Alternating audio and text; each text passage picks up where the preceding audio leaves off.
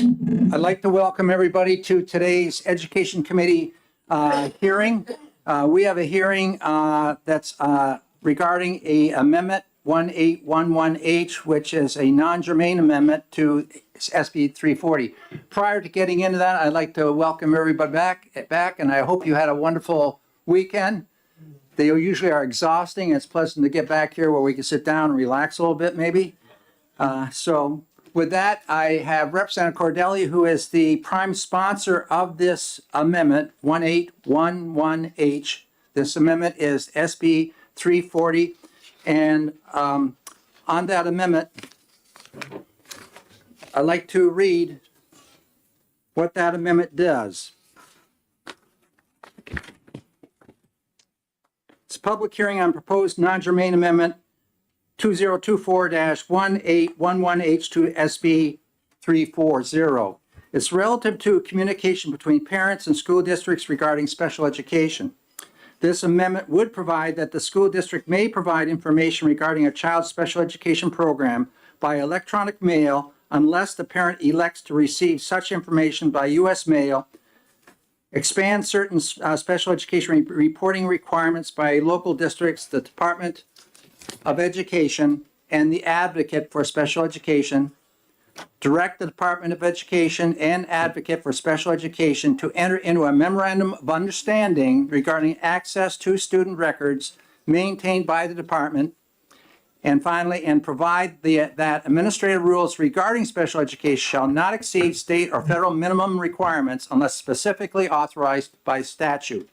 Copies of the amendment are available on the table, I believe, over there, unless they've all been taken. Somebody needs a copy, we can make a copy for you. So with that, Representative Cordelli, welcome. Thank you very much. For the record, Glenn Cordelli, representing Tufton Borough, Wolfboro, and Ossipee in the beautiful Lakes region.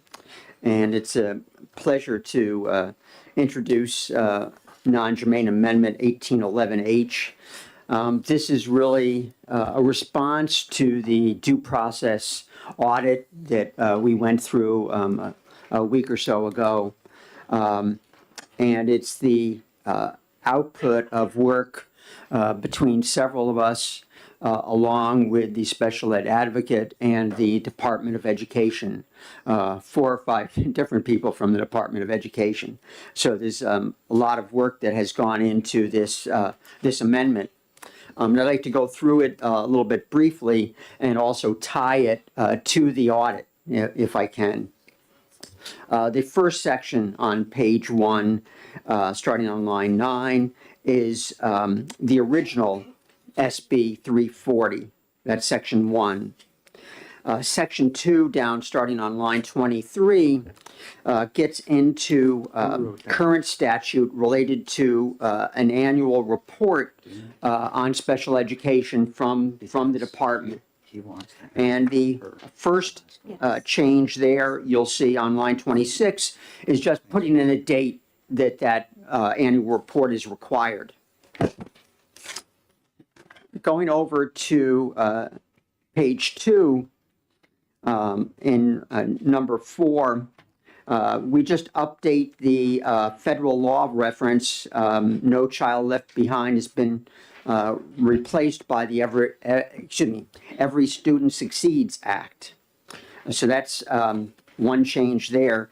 Then there's a new number 5, and this is quite important in that we don't really have a good handle on the number of IEPs that have not been signed off on by parents or partially signed off on by parents.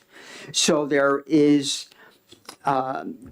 great possibility for students not getting the services that they need because of those IEP refusals. And we don't really have any good numbers on them except via some work that the special education advocate has done. So this indicates that we need to know the number and category of those refusals and also track the resolution of when those IEPs are resolved and see what the timeline is. There are refused IEPs that go for over a year and have great implications for those children that are in need of services. And this ties into the audit on page 5. There is a summary that includes this aspect. Observation 1 on page 27 relates specifically to this in terms of oversight and internal controls. Also on table 2 on page 29, it is referenced in that table. Observation 3 on page 35.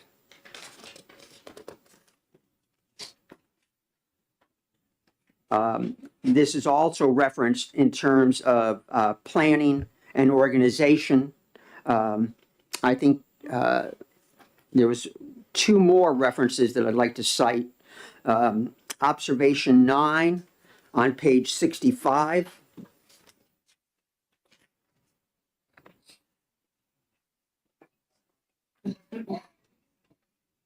It indicates that the increasingly complex resolution processes and ad hoc rules compromise parental rights.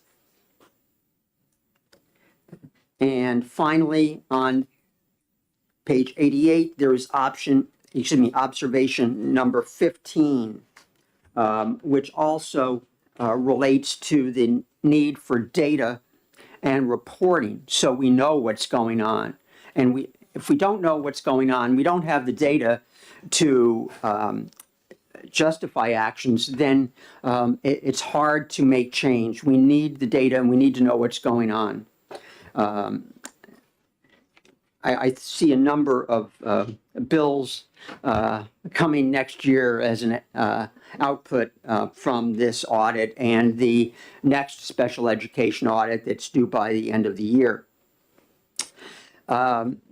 Going down to line 20, we get into the Office of Special Education. And I couldn't be happier that we have this office and really at this point a one-person office in place, because they are actually really helping families rather than handing out manuals as other organizations do. They are actually helping families navigate the process and work with departments to get services. So on line 20, we talk about the need for access of information for the special education advocate, and put into statute that the department and the advocate shall enter into a memo of understanding, MOU, related to access to student records maintained by the department. The current system in place for most of these records has historical data going back, well, I'd say to the beginning of time, but not quite that long, but for a long time. And I think the MOU is needed to work out agreement between the department and the special ed advocate.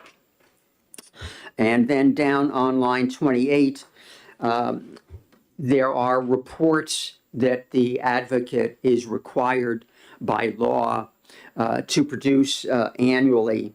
And the department has agreed to work with the advocate to pull data from the databases so that the advocate can comply with her duties per law.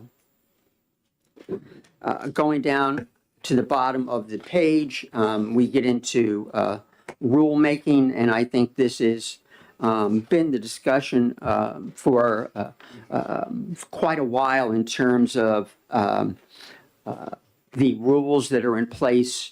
I have a chart, if anyone's interested, a spreadsheet of where our rules comply with federal law or state law, and some explanation. But I think that there are people doing a deeper dive into that. Are our rules actually less restrictive or more restrictive than federal law? There is debate about that, and so I think that we need to take a deeper dive into that. And it's important to note that this section relates to observations 9, 10, and 11, beginning on page 65, where it talks about federal requirements not implemented in rules. It talks about the imposition of ad hoc rules and unenforceable informational requirements that compromise parents' rights, as we've heard again previously.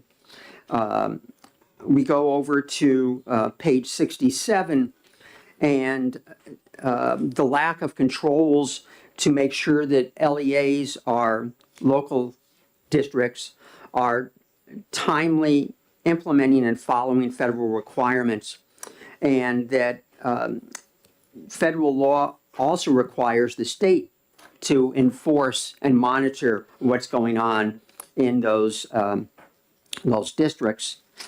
And it goes on to page 68 with recommendations from the audit about ensuring rules accurately reflect and interpret all federal requirements. And that's in the audit. And it goes on for several more pages with several important provisions included there.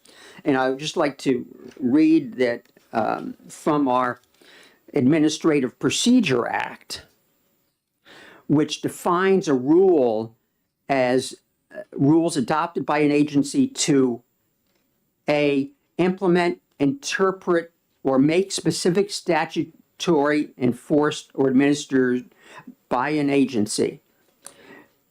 Rules are supposed to reflect statute, federal or state statute, not go beyond federal or state statute. So, I look at our special ed statutes that we have in RSAs, and I think they're pretty thin, in my view.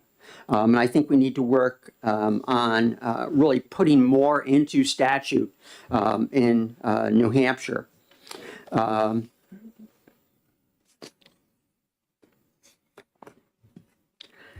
Then another very important section, 6, follows that, and this provides for local districts to come up with their own dispute resolution procedures. So it can vary from district to district. You know, you might talk to a neighbor down the street about dispute resolution, and they have a completely different process in their local school district. It can add great confusion for parents and really makes it a free-for-all.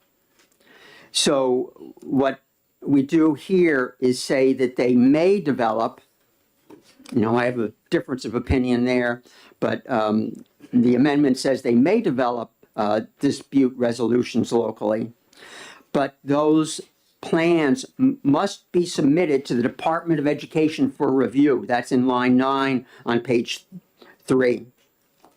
It's important that the department knows what's going on. And then in Roman 2 below that, it requires districts to shall submit information related to these alternate dispute resolution processes each year, including the topic of the dispute and the resolution. Again, we need data to find out if these dispute resolution practices that are being implemented in District A versus District B, et cetera, are actually having any impact? Are they producing results? And if they are producing results, maybe we should look at including them in statute as part of our dispute resolution processes. And that relates to observation number 16 on pages 93. And also there's a very important reference to that on page 71. So I think that that's a brief look at the amendment and how we've tried to address the audit and the audit recommendations, and the need to put this forward as a non-germane amendment so that we can get things started. We cannot wait another year to start addressing this audit. So I thank you very much for your time. Thank you very much, Representative Cordelli. Are there questions? Yes, Representative Luno? Thank you very much, Mr. Chair, and thank you very much, Representative Cordelli, for your time this morning on this. But I want to pick on something you just said. You just said, quote, "It's important that the department knows what's going on." And I want to read directly from the audit report. Yep. That came out recently on this very subject, right on page 27. And there's similar statements found in the audit report, but what it says on page 27 is Department of Education oversight of internal controls was ineffective. Management did not adequately design, implement, or monitor special education dispute resolution process controls. Existing controls were limited, informal, inconsistently updated, and not clearly documented or communicated. Instead, management, not the legislature, management relied significantly on staff institutional knowledge to carry out operations. This was insufficient to ensure consistent and effective operations or reduce organizational knowledge loss risk. These were known risks during the audit period, which likely existed for many years. There were no strategies, plans, policies, or procedures for supporting decisions and managing dispute resolution processes. Records and databases supporting processes were inadequate, and staff turnover occurred, all of which contributed to operational deficiencies and knowledge loss. So what did this management incompetence lead to? It led to, and this again is from the audit report, non-compliance with or unenforced requirements at the state and local level, untimeliness with dispute resolution process, time limits and related reporting requirements, unmitigated risks such as conflicts of interest, fraud, and waste, unaddressed long-standing issues identified in prior evaluations or audits, resource constraints, limited and inaccurate output data, and a lack of public transparency. So when I read that and that the leading contributing factors to the state's complete failure in having a sufficient and appropriate dispute resolution process for special education falls on management, not on the legislature. Is there a question? Yeah, in fact, yes. In fact, if you look at the observation review, it cites 20 observations. 16 of them say no legislative action is required. And on the ones that you have cited specifically, such as observation number 9, it says no legislative action is required. So why do you feel that legislative action is required when it's very clear from the report that this is a failure on the part of management? I'm still. Was that a question? I guess. Yeah. Why do you feel legislative action? Why do you feel legislative action is required when the failure clearly rests on the shoulders of management? I think that maybe you go a little bit far with placing blame for the problems in special education. I think that there are many contributing factors to the problems we've seen in special education. We've tried to address some with legislation. This performance audit and the next, let me give you some background. We have a lot of people who haven't seen this, but this started about 5 years ago with a bill I put in for shifting the burden of proof in due process hearings from the parent to the school district. Someone on the committee wanted to replace the bill with a study committee. So I did an amendment and added the study committee to my bill, which passed and got signed into law. We had the study committee. It was chaired by former Senator Reagan. I think Chairman Ladd was on that study committee as well. Chairman Reagan happened to also be chair of the Legislative Performance Audit Committee at the time. And so one of our recommendations from that study committee was performance audit. And that also led to legislation to create the Office of the Special Education Advocate. So looking at our statutes also, they are quite thin and do not reflect what's in the rules in many cases. And neither does federal law. So I think we have to, if we're going to have things in rules, they have to be based on statute, federal or state. So we have to look at both the rules and the statutes. In terms of the department, you yourself read about the turnover. We've heard about whether additional staffing is required in the department in the special ed area, and that is a legislative option that's available in terms of the next budget that we need to look at. So I don't think that you, and as you said also, this goes back years. I remember hearing about problems when I started in 2012. So this is nothing new, but we have to start really taking a hard look at things, and I think we are trying to do that with this amendment that addresses things in the performance audit, and hopefully there'll be more legislation coming next year also that will address things that are pointed out in the next special education audit, because this performance audit was just about due process. There's a lot more out there, and we need to dig into that and find solutions. Follow-up? Quick one. Thank you very much, Mr. Chair. So you started off saying that maybe I went a little bit too far. So I was reading directly from the report. The question, I guess the two parts of this question: did the report go too far? Is that what you're saying? And then the second part is specifically the first piece that I read was Department of Education oversight of internal controls was ineffective.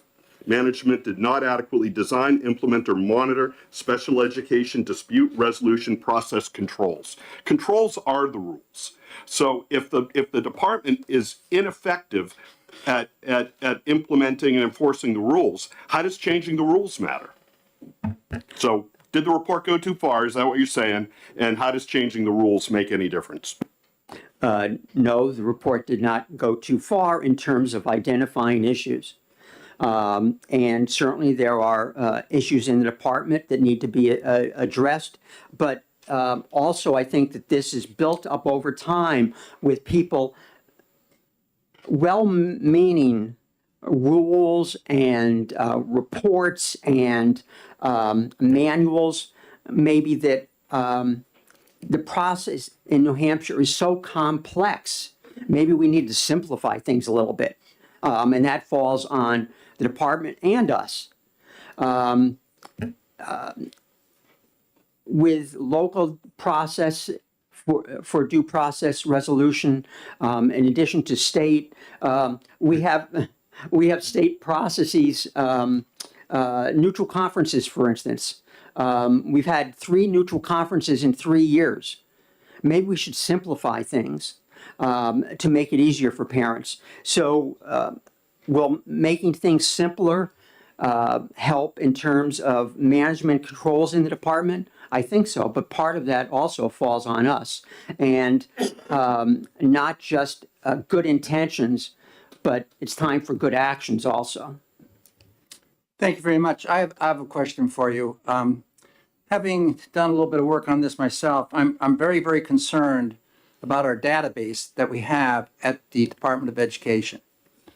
And if the special education advocate is trying to find information in the aggregate of what's occurred in X year going back, and we know there's hundreds of thousands of records in that database, and it's not accessible due to some of the privacy rights of those that have IEPs in there who may now be 30-year-old adults.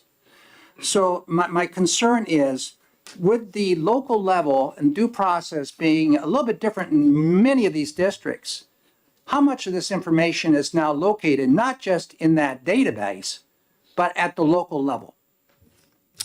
I think quite a bit, because it is my understanding there are even a few districts do not participate in that database, which is an issue. And I think that the department is looking to address the shortcomings of that database. It was something that I had wanted to put into the amendment, but based on indications that the department is looking at addressing those problems, I did not. But the special ed advocate is charged in law for going into the districts and having access to the local records themselves. This was trying to relate just to that database that you described that has thousands and thousands of historical records in it, and maybe records that are not needed for the current work of the advocate. And we were close to an agreement on specific language, but in order to meet deadlines, we left it with an MOU to be signed related to that by the department with the advocate. Thank you. Further questions, Representative Woodcock? Thank you, Mr. Chairman. Mr. Chairman, I have three distinct questions for clarification, if I may. Representative Cordelli, thank you for taking these, hopefully. On page 3, I'm looking at the line 9 that you identify where it talks about the local school district creating a plan that shall be submitted to the department for review. You with me? Mm-hmm. Okay. And then what? That's what we try and address here, and that plans they have are to be provided, shall be provided to the department, along with the timeline, the topic of the dispute, and the resolution, if any, so that the department can capture that data and see if those processes that are in place are working or not. But thank you. But going to the same question, still two more. Going to the same question. But if you're going back to the start of that 7, 8, 9, it talks about that the local school district can create their own and just give it to the DOE. So it doesn't. They don't have to be consistent with anything particularly. And DOE may provide assistance if asked, but if not, it's just another document going forward that's different from one school district to another. In the amendment, we changed that to the plan shall be submitted to the department for review, and the department shall provide technical assistance to the school district.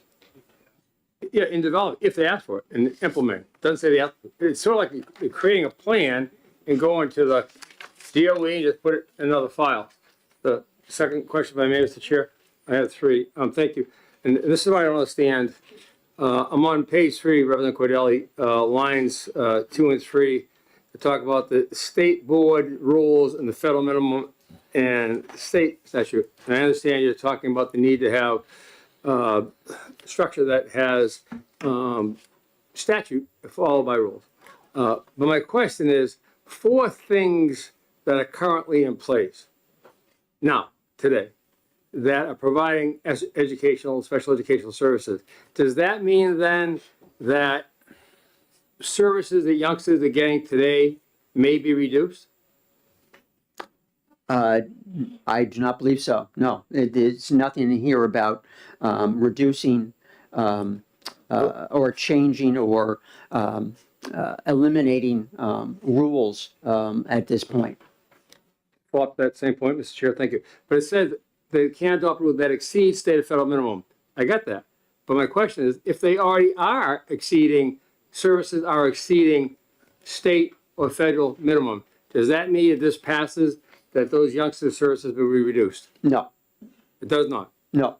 And every 10 years, the department reevaluates rules. And at that point, when that comes up, we could take a look at that. But I think in the meantime, we have to make sure that our state statutes also reflect what we want to be going on. For instance, No, I believe you. could I finish, please? In 2015, the legislature passed on the consent calendar and signed into law repealing of the facilitated IEP team meetings, but they're still going on. So we have to make sure that state statutes reflect what we want to happen. Are there too many due process options? You know, we've heard that in testimony when we were going over the audit report. I think so, such as the neutral conference. We have to align rules with statute, and where our statutes are short and do not reflect best practices and what we want to happen to aid families, then we have to address that legislatively as well as administratively with rules. I would just comment to that. You have one more question? I do. But I just Can we just jump wanted- to that one quickly, because we Thank got you, a lot Mr. of Chair. people wanting to speak. Well, to okay. it. I was responding to the audit, which said clearly we aren't doing best practices. That's not happening. That's pretty clear. My last question, if I may, is were these amendments generated and created by you, by the DOE, or by a different organization?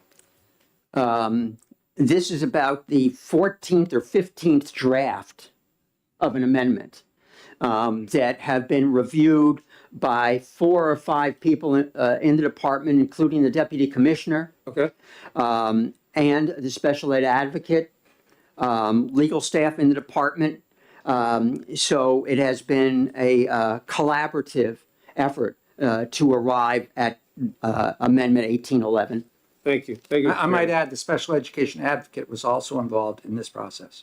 Thank you, sir. Further questions from the committee? Thank you very much. Due to the number of cards which we have here, we have about 25 cards here. I'm going to limit the length of speaking to 3 minutes. If we, in fact, start rolling on here too far, I'll have to even reduce that. But so initially, we're going to start with a 3-minute time limit. And I'd like to invite up Bonnie Dunham.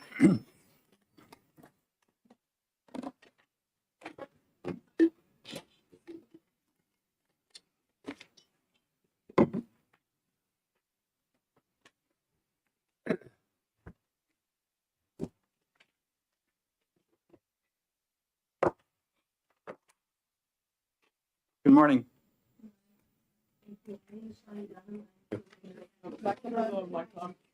I think I turned it off. I'm terribly sorry. Could we start the clock over? I'll give you 7 seconds. Thanks. So I'm here as a mom, and I live in Merrimack, New Hampshire.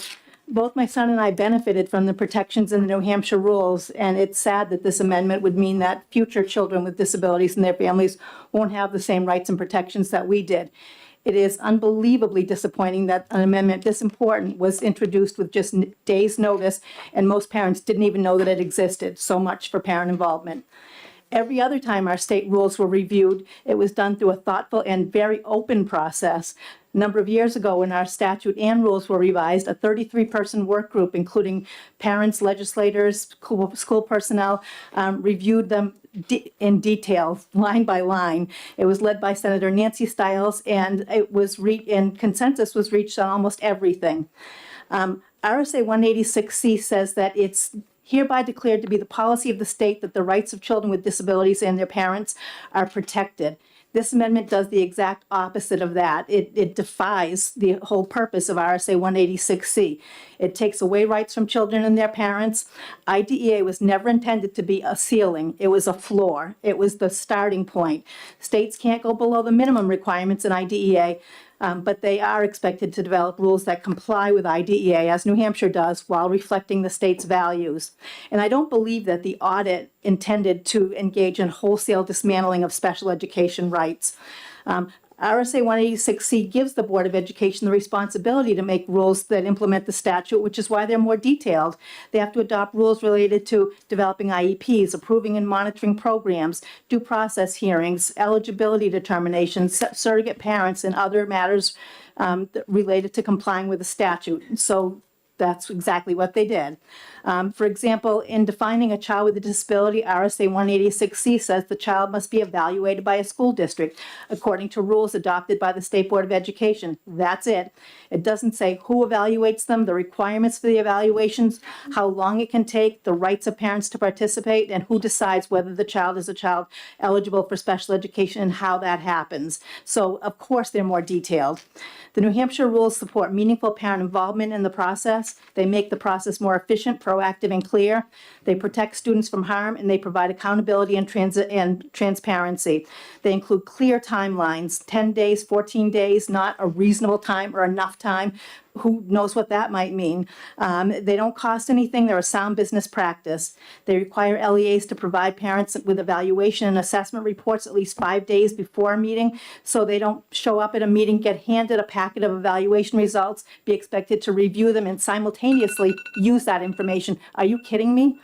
That's 3 minutes. That's 3 minutes and 7 seconds. Did you start it over? Pardon me? You did start it over? Your time's up. Okay. I submitted Written testimony. a lot Yeah, of written I saw testimony. that come by. Yes. Yeah. Yeah. Thank you very much. Are there There's any a question. questions? Representative Lekis. Thank you for taking my question. I understand your concerns. I do note that in here, it says, provided that in no case the state board adopt a rule that exceeds, and to me, that's a future, in the future, that they don't exceed, not that they retroactively take out rules. But the other thing is, unless the rule is specifically authorized by statute, and I believe the intent is to create those statutes, which there wasn't time for this year, for this, since the thing came to come up with all those statutes. But would you be willing or interested, since you have a huge bunch of information of what those are, in helping to figure out what statutes need to be put in next year in order to codify all of those things so that we're not losing anything in the future? So first of all, in terms of everything we have now being safe, the next time the rules are reviewed, then it goes away. So we've bought a little time, but that's not the answer.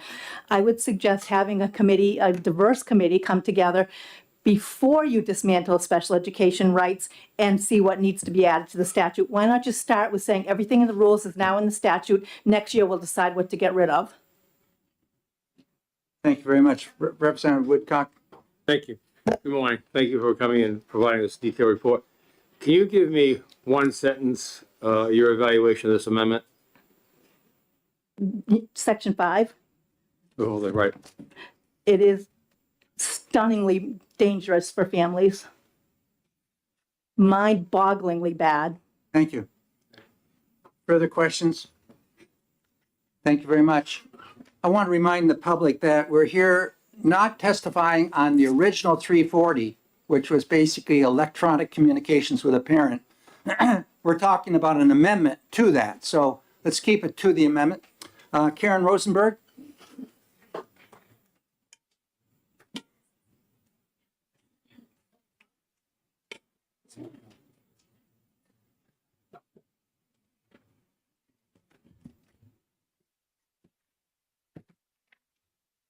Good morning, members of the committee, Chairman Ladd. Thank you for having me. My name is Karen Rosenberg. I'm the policy director at the Disability Rights Center, and I'm here to testify in strong opposition to the non-germane amendment that's before you. My testimony is going to focus on Section 5, which is the section that Bonnie Dunham was just addressing, but you shouldn't take absence of comments as agreeing that the rest of the amendment is fine. It's just not, with so little time, there wasn't time to really analyze the entire amendment. We already have in place a process by which all administrative agencies' rules are vetted by the legislature. So that is what the Joint Legislative Committee on Administrative Rules does. That's their job. They are in place to make sure that when a state agency chooses to amend its rules, that it complies with public notice and opportunities for public participation, and that the rules are within the authority of the state agency. And if they are not within the state agency's authority, then the committee may enter an objection, a preliminary and a final objection, and basically take the agency to task to make sure that they have the authority and that the rules that they are promulgating are in the best interest of the public and meet all the other requirements. So the current education rules, as Ms. Dunham testified, yes, do some of them exceed the federal minimums? They do, and it's permissible, and JALCAR has found that the agency was acting in accordance with its authority. And these rules that exceed the federal minimum are incredibly important to enable parents to participate in their children's education. When children are evaluated, whether to determine their eligibility for education or to determine their continuing eligibility and what they need to get a free appropriate education, there are a bunch of evaluations that are done, and parents get a stack of evaluation reports that are written by experts, and they need time to review those to understand, to meaningfully participate in the process. This is just one rule that exceeds, okay? Our rules give parents that opportunity. This amendment would strip parents of that opportunity, or at the very least, make it impossible for the department to promulgate another rule that would give parents the opportunity to review evaluations before a meeting, just one, unless the legislature passed a statute enabling this rule to exist. This rule is completely within the purview of education. It's been vetted by hundreds of people, hundreds of hours, and was determined to be within the authority of the state agency.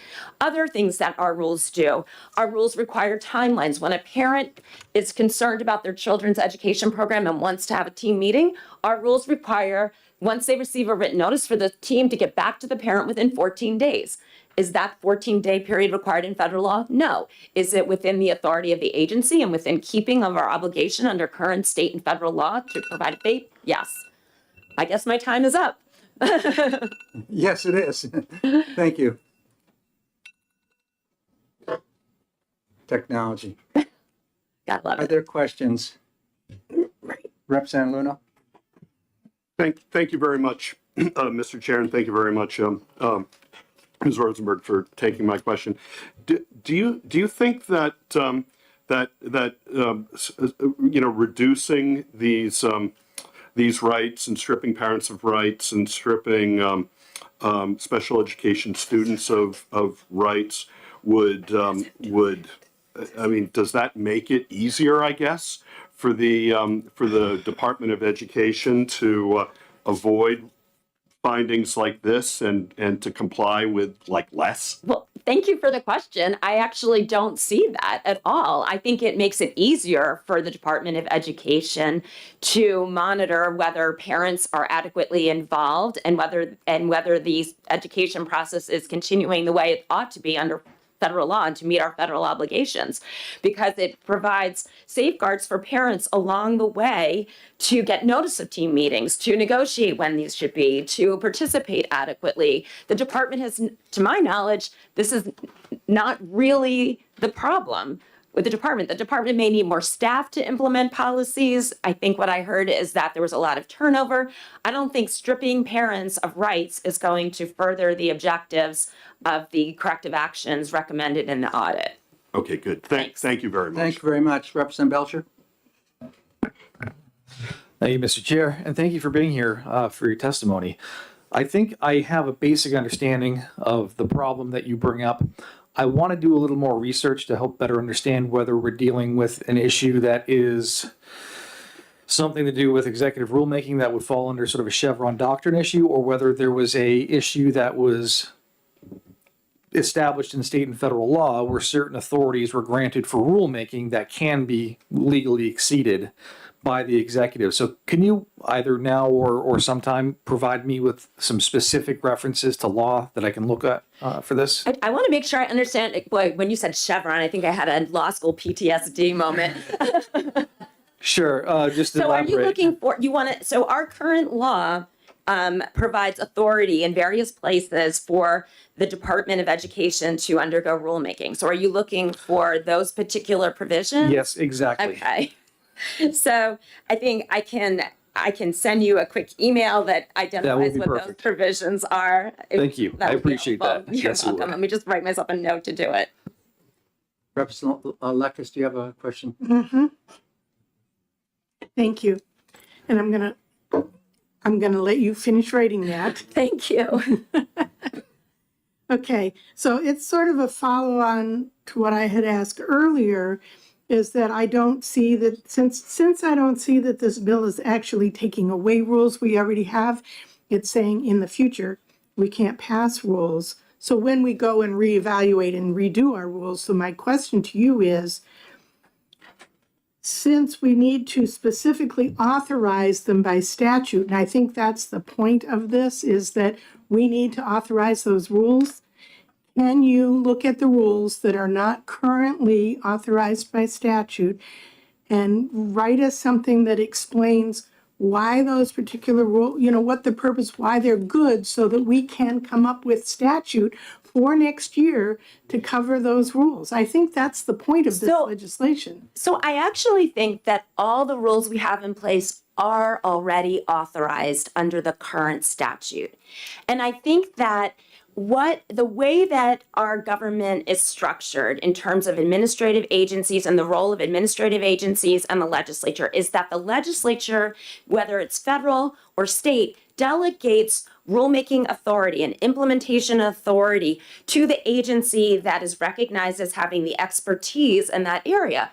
Because the legislature is called upon to pass overarching policies in a wide range of areas, right? Not any one of us can have expertise in such a wide range of areas. And so we have administrative agencies that are in place to adopt rules with a whole public input, with public input requirements. And so I question whether it's really appropriate for the legislature to get into the minutia of every single right. I don't know if you've seen the rules that currently exist, but someone here is going to flash this book at you, but which include so many people have them. You would be looking at using this legislative process to get into the minutia of the development of evaluations and an evaluation for every single child in the state. And then the other thing to keep in mind is that sometimes things change. So other policies that also impact a child's education might change in other laws. So for example, your committee might not be involved in restraint and seclusion of children with disabilities. Another committee might, and there are now laws about that. Those also impact students with disabilities. We have in our rules now a prohibition against the use of aversives, but that pre-existed the most recent change in the law. And rules are meant to be nimble. They can, if there needs to be an emergency, something that needs to be addressed on an emergency basis, it can be. So I really, theoretically, would it be possible, Representative Lekis? Anything is possible. I just don't think it's really well advised to do that. Can I Thank have you, a thank you, real quick thought? We have to really move on. We're really short in time here. Representative Myler? Thank you, Mr. Chair, and thank you, Ms. Rosenberg, for being here and advocating for your constituents. Based upon this report that we've all received and have been briefed on by the LBA on it, the standing report regarding the management of the dispute resolution process, would it be your position that based upon the issues that have been brought before us in this report, that it would be more prudent to, rather than dealing with this 11th hour amendment, to have an actual study committee to look at this and be more thorough in looking at this and on the reports and the recommendations, et cetera, and then come forward with legislation in the future. Would that be your position, to have a further study on this, on the implications of this and how it might relate to legislative initiatives? Thank you for the question, and I have a really short answer for you. Yes. Thank you. From this point forward, I'm going to ask committee members, ask one question, and we're going to pass it on to somebody else. Okay, so further questions, Representative Paranel? Thank you, Mr. Chair, and thank you for taking my question. We've already heard testimony now about parents' rights, students' rights being eliminated, but I'm confused. I don't know if rights are established through the rulemaking process. How is it that parents' rights are being removed? I Okay. see this as a future, Section 5 in particular, as using it for future rules, unless the rule is specifically authorized by statute. So if you, even taking that reading of it, I mean, I'm not 100% sure that that reading is accurate, but let's assume that that's true and that it would only address future rules, then we are on the precipice of taking away some very, very important rights that are central to a parent's ability to participate and a child's ability to secure a free, appropriate public education. So if there is if this committee feels that there is a need to adopt some more specific law around the delivery of special education for children, that could be done in the next legislative session, and then and then it could be dealt with in that way without putting these rules in jeopardy or potential jeopardy. Thank you. Further, Representative Woodcock? Thank you, Chairman Lett. Good morning. Thank you for taking these number of questions. My one, Representative Cordelli indicated that this bill was pretty much promulgated by the Department of Education and all their staffings, and he presented it. However, his interpretation of the part about minimum standard is that nothing will be lost for parents and students as we go forward. Is that your interpretation? I'm not 100% sure about that. I mean, I haven't had very much time with this amendment, Okay. nor has anyone, but I am not sure about Okay. that. Thank you. Further questions from the committee? Thank you, Karen. Thank you. Bob Bevel?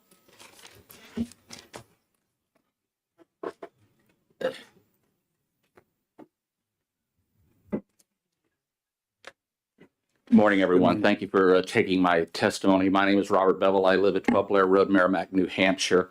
I want to thank Representative Cordelli and those people who have worked on this amendment to quickly try to get it in front of you. There are problems with it. Rather than concentrating on those portions that are broken, let's concentrate on the pieces that work. Such, for example, in Section 1, it grants parents of all school districts access to their children's proposed IEPs and written prior notice in electronic Word searchable PDF format. I'm in the Merrimack School District. I have had the benefit of always getting a copy electronically. I can do word searches. We can quickly reference it. This is a benefit. I think Section 1 is good. Section 2 provides for greater accountability based on the March 2024 audit report in determining special education revenues and expenditures by the school district, along with better annual reporting of progress and compliance for special ed students across New Hampshire. This is good. This is something we need to be able to do, is based on the audit report, hold the Department of Education accountable for revenues, expenditures, grants, those things, so that there is clear transparency on that. Sections 3 and 4 provide better clarity for the reporting requirements for the Department of Education to provide access to its Nessus database and other information within the department to the newly created Office of Special Education Advocate in order to better support that office in its statutory requirements to track and resolve resolutions of IEP disputes. Sections 1 through 4 are excellent here. I understand what Representative Cordelli is trying to do with Section 5. He is right, but because there is confusion and inflammatory feelings on this, I think that section should be stricken. No rule grants greater rights than statutes. That's where we're here. Rules create the process for how statutes are done. JCLAR has no teeth. It needs to have the ability to, if it doesn't like a rule, stop a agency from doing that. JCLAR does not have the teeth to do that right now. I think that's what they're trying to accomplish there. Section 6 talks about creating yet another dispute resolutions. We have too many dispute resolution processes now. As the report recommended, we need to trim those down. Thank you very much. Thank you. Are there any questions? Representative Lekes? Thank you. Thank you for taking my question. Yes, ma'am. There are 2 5s on here. There's the 5 that's in parentheses that comes after the 2, 3, 4. Then we have that 5, which has nothing to do with rules and whatever. And then we down farther, there is a number 5 in section 2, Roman numeral 2, which has the rulemaking, et cetera. So I'm wondering, you did not address the, in parentheses 5 up on line 10, there down to the number 5 under Roman numeral 2. And so I was wondering what you thought of those. Again, your committee time is short. I know that you guys are trying to get as much possible done. I'm trying to focus on what Representative Cordelli and you guys have got right in this. Let's get it done. I think the idea of Luneau's study committee, I think about looking at these, we need to be able to address this. There's other legislation before the committee, before the legislature right now to completely revamp Education 200, Education 1100. That needs to be addressed. I was with Bonnie in that hot summer in 2005, 2006, where that Bonnie took notes, copious notes. I still have all of them. She worked very hard on those, but it was not a third parents, a third legislators. Representative Stiles was there. We had 3 or 4 representatives there and 25 paid school administrators. I didn't get paid there. The head of the deaf education school, charter school was there, a homeschooler mom, a couple of other peoples, me and Bonnie. We were it, and we were outvoted as the consensus for the rewriting of IDEA 2004. We're not going to be able to solve that today. We couldn't solve it over an entire summer. So again, I'm looking at the pieces that work today. Strike sections 5 and 6. I think what he's written in 1 through 4 meet 2 things. Parts of the March 2024 audit report and the statutory responsibilities of the newly created Office of Education Advocate. She has gotten nothing from the Department of Education for the requests that are required by statute, and her hands are tied. There are angry parents asking what's going on. Why can't she not staff her office? Why are we not getting answers? Why can she not look at the databases that are required by statute? This, to me, starts opening the door on those. We solve the rest of the problems in the legislature later.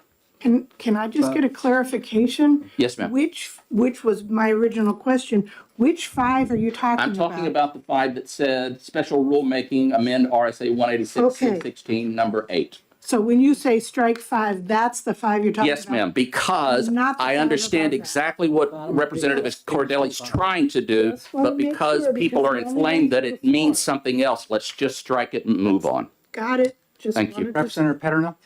Thank you, and thank you for taking my question. Yes, ma'am.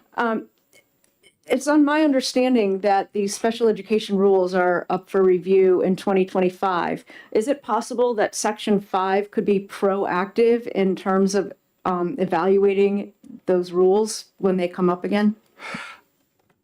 I think it would be. I think because it is so I had worked with Representative Cordelli on changing the language of this to meet what was part of observation number 11, starting in page 73, talks about the unaccountability in here. And what it needed to say was that any kind of rule cannot exceed the department authority of federal and state law. That's what it needed to be said. It didn't. Rather than trying to solve it on the back of a Denny's napkin right now, let's just strike it. That's what I'm trying to say. I do think you're right. We need to move forward with that. Thank you. Thank you. Further, Representative Woodcock? Thank you. My apologies. As you began, I didn't catch your relationship, parent, administrator, Oh, my goodness.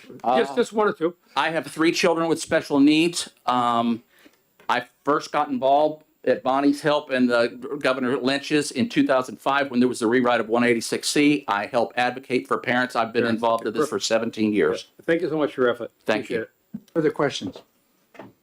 Thank you very much, Bob. Thank you very much. Jane Bergeron?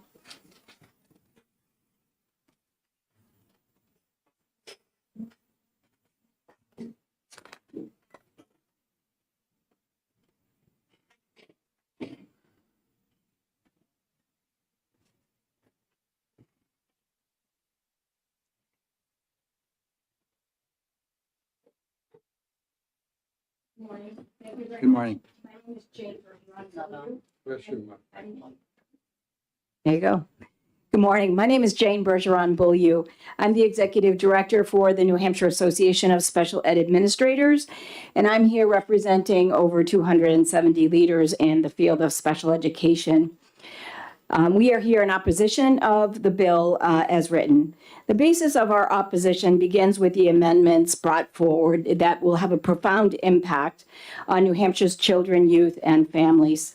The mission of our association is to ensure that we provide high-quality education to our most complex students and that we are a voice for equity and excellence in education.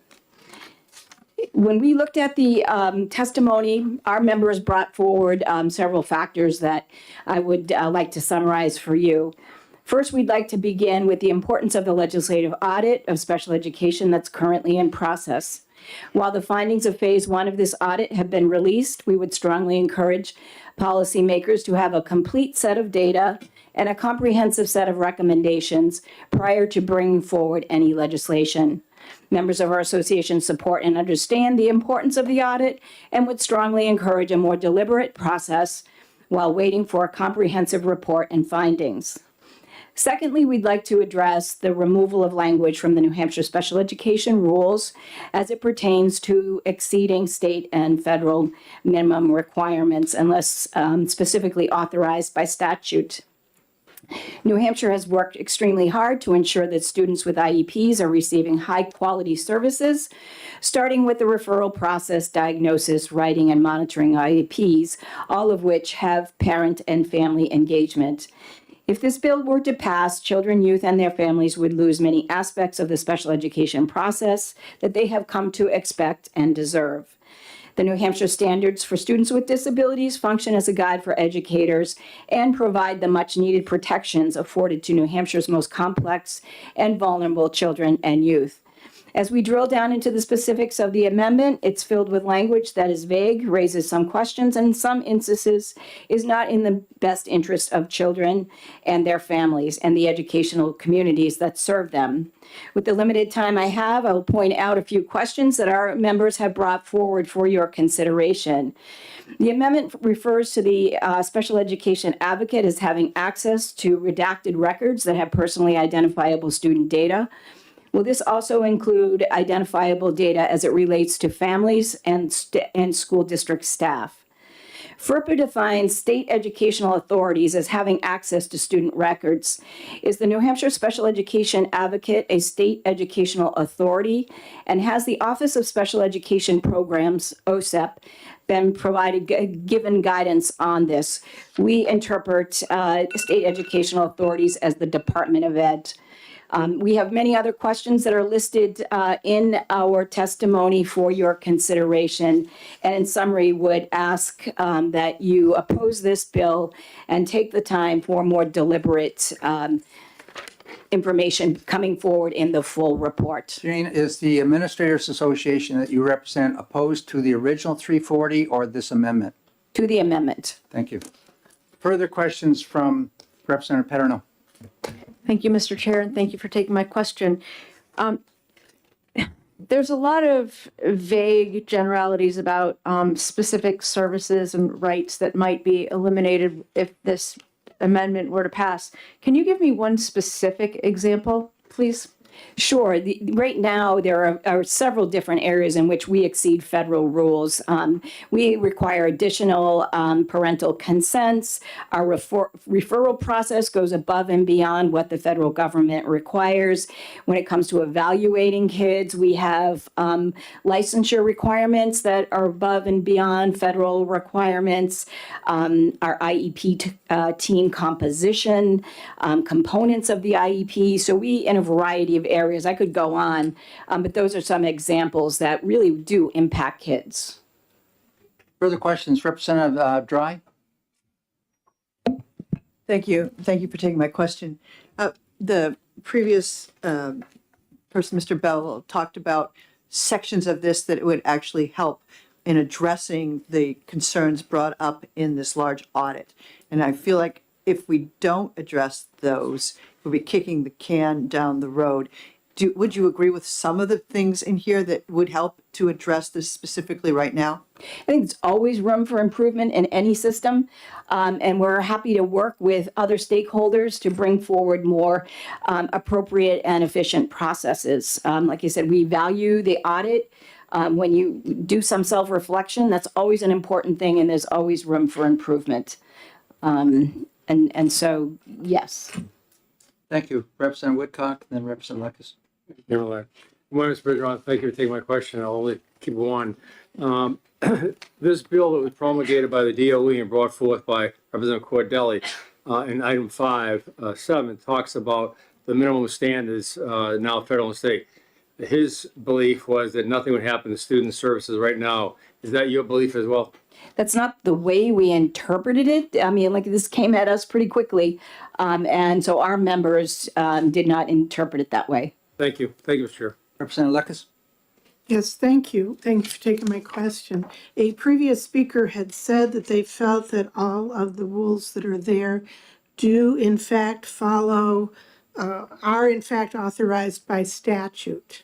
I'm just wondering if you are of the same opinion that they are currently authorized by statute. To my knowledge, yes. Thank you. Further questions from the committee? Thank you very much. You're welcome. I'd like to invite Caitlin Bernier.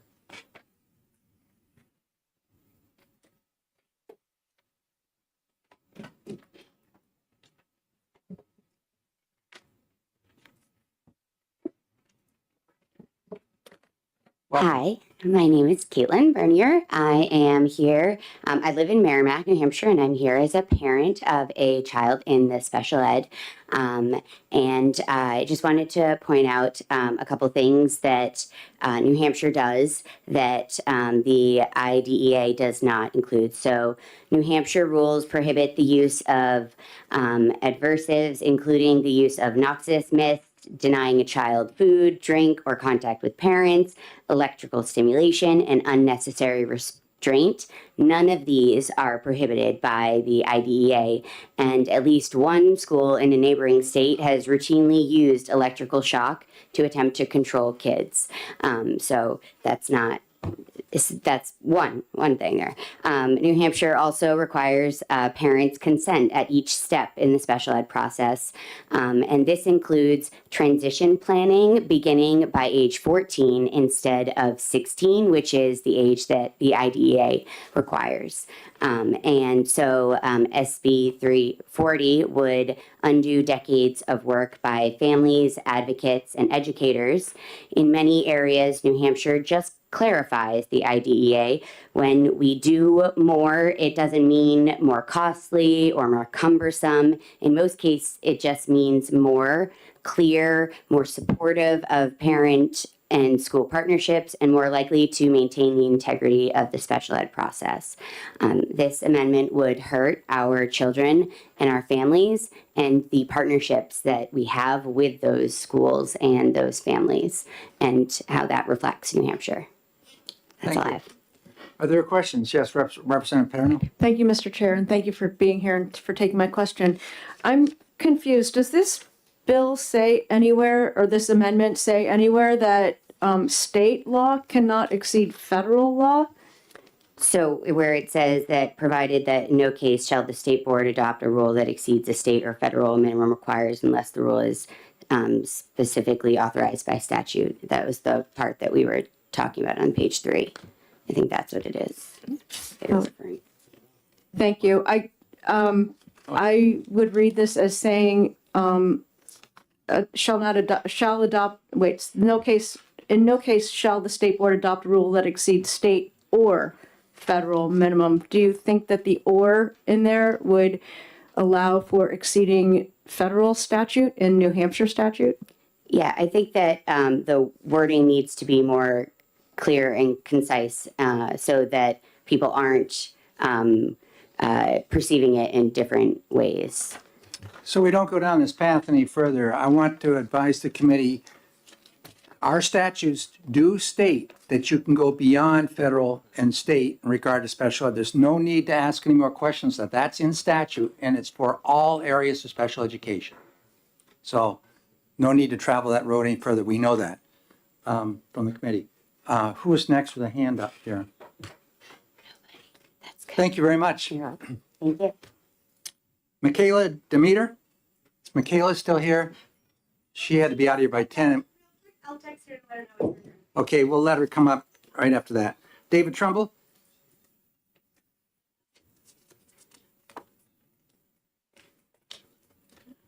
Let's see if we do that with this. Good morning. How's Ware today? That's good. Thank you, Mr. Chairman. My name is David Trumbull. I'm from the town of Ware, and I oppose this bill, specifically the part about the regulations and how they relate to statutes. The Department of Education released a document, it's 17 pages. It's called New Hampshire Standards and Excess Chart. I urge you all to just Google it and find it. It gives you an idea of the types of things that they want to get rid of in 2025 when they rewrite the rules. I'm going to walk through a couple different legal analyses. First is that the statute proposed says unless specifically authorized, but statutes write general policy. Regulations do go into the specific details. For instance, federal law says you have to have specialists who are trained to work in the special education field. On this list, the 17-page list, there's 3 different places they want to write the specialists out of the rules. Another example, and that's a problem with this proposal here, is it only says authorized by statute. The federal government has a long list of federal regulations in the CFRs that talk about how special ed rules will be implemented. Those rules have the effect of law.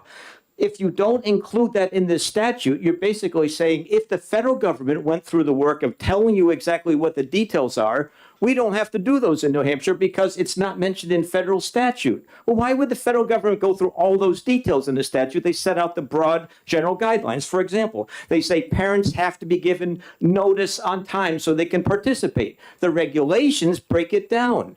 This bill here says unless the federal law gave all those details, the number of days, out it would go. This should be disregarded completely, but the fact that it doesn't consider the federal regulations is another legal deficiency. Third is the word or.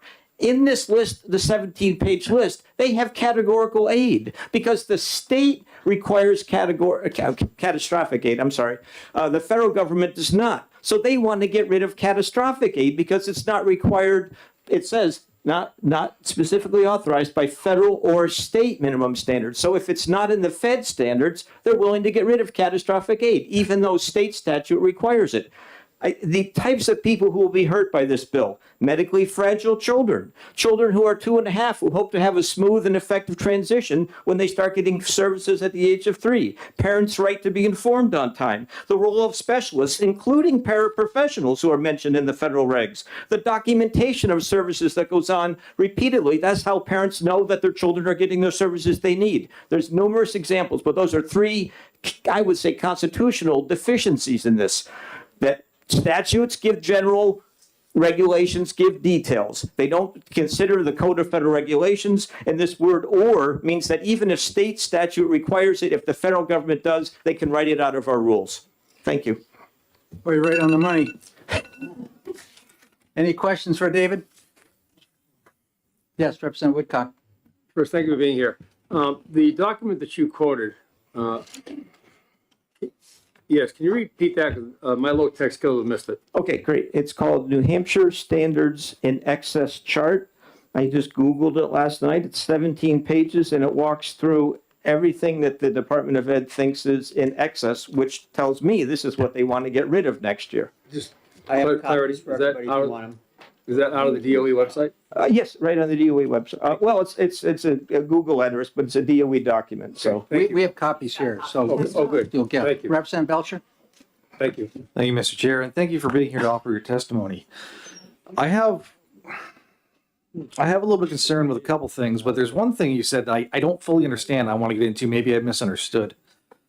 You suggested, I think, that this legislation, or rather this amendment, would result in the repeal or elimination of catastrophic aid, despite it already being in New Hampshire statute, and I don't really understand that. Okay. Thank you for the question, Representative Belcher. My reading of this law says that provided that in no case the State Board of Education adopt a rule that exceeds state or federal minimum requirements unless the rule is specifically authorized by statute. In this chart, it has one column for state minimum requirement and one column for federal minimum requirement. In the chart, it mentions catastrophic aid because it says catastrophic aid is required by state statute, but not by federal statute. So therefore, it's on its list of things that could be eliminated in 2025 because it's a rule that would exceed state or federal minimum standards. So in other words, it would comply, catastrophic aid complies with state standards, but it would exceed federal minimum standards, and therefore they could get rid of it under this law as drafted. Just to clarify, in statute right now, special education aid, which is what CAT aid is identified clearly in statute, the formulas in statute. So what the Department of Education does not want is not going to exceed what we have in statute right now. They're not going to be able to say, well, we're turning off CAT aid. That is by statute. And Mary, you're on that committee as well. Mr. Chairman, I think that's great to hear you say that, and that gives us reassurance, but it's on the DOE's list of things that it wants to get rid of. That's is DOE. Okay. We're the legislature, and I appreciate where you're presenting to us, David, but I think you're safe on that one. Okay, thank you, Mr. Chairman. Are there further questions? Yes, Representative Lekes.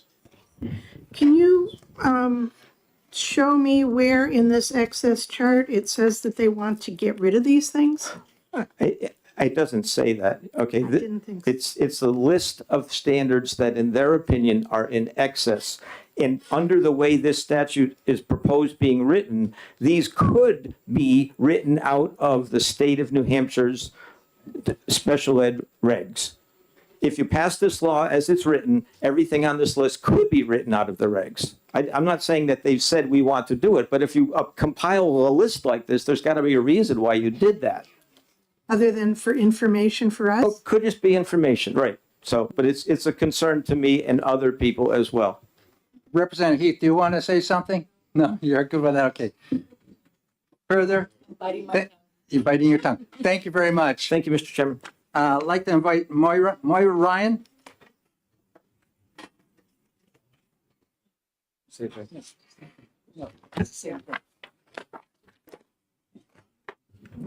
morning. Good morning. My name is Maura Ryan, and I'm a parent and an advocate for special education students. I wanted to indicate here that New Hampshire DOE doesn't do anything with the data they have. They're not proactive. They're not looking for trends, and they're not searching for things that are not going well, which is in part what the audit had said. Almost 20% of any class of students are on IEPs. Less than 3% of those are so disabled that they would not be able to function in society. However, less than 4% of those children will have any post-secondary opportunity in either college or career. I don't want my kid dependent on the state. I want him to have a career. My kid is on an IEP. And at some point I want to retire, and I don't want to pay for a 20% class of people who can't work or can't function. I went through every form of alternative dispute resolution, and even when I won and was awarded services, those services were never happening. You can nitpick all these procedural elements, but if you're not getting results, it doesn't matter. There was a famous story in the Army where there were planes built that wouldn't work for the pilots because they only built the planes to accommodate 5'9" pilots. Well, pilots are all shapes and sizes. And the problem is that if we don't look at the outcomes, which are the most important thing, and we worry about whether or not so many days is better, then we're not focusing on what's happening. Right now, students on disability, students with IEPs don't have rights because in some cases the state restricts what They should have. And to give you an example of that, the age 22 bill, which was passed last year, the federal government said that kids were supposed to be in school through age 22 inclusive, but that was not happening in our state. Those kids were getting kicked out on their 21st birthday. So they don't have rights. They don't even have the floor of IDEA because that's not being followed. So unless we start looking at the outcomes and start trying to fix the issues, which was the purpose of the audit, we're not going to get anywhere. I mean, we didn't look at the LEAs, which is where most of these problems are happening. Another example would be that there's a state regulation that says that an out-of-district placement at school has to be a state-approved school. Well, if I have a kid who has dyslexia who needs Orton Gillingham and needs to go to Linda Mood Bell or an academy like that, that's not a state-approved school. And that's not in the federal rules, and that kid is not getting the services that they need.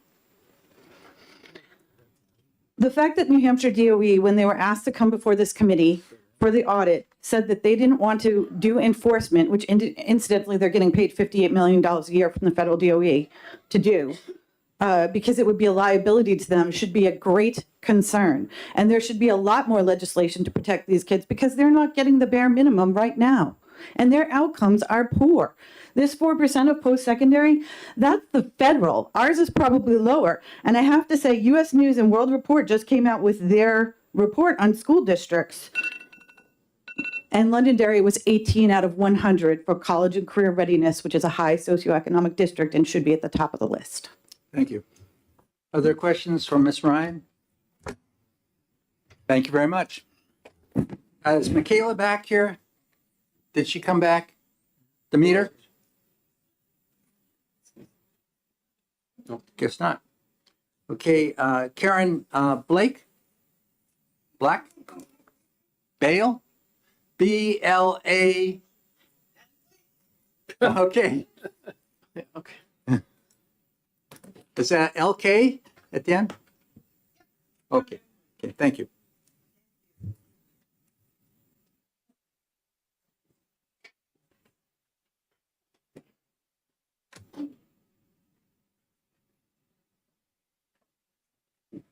Good morning. Welcome.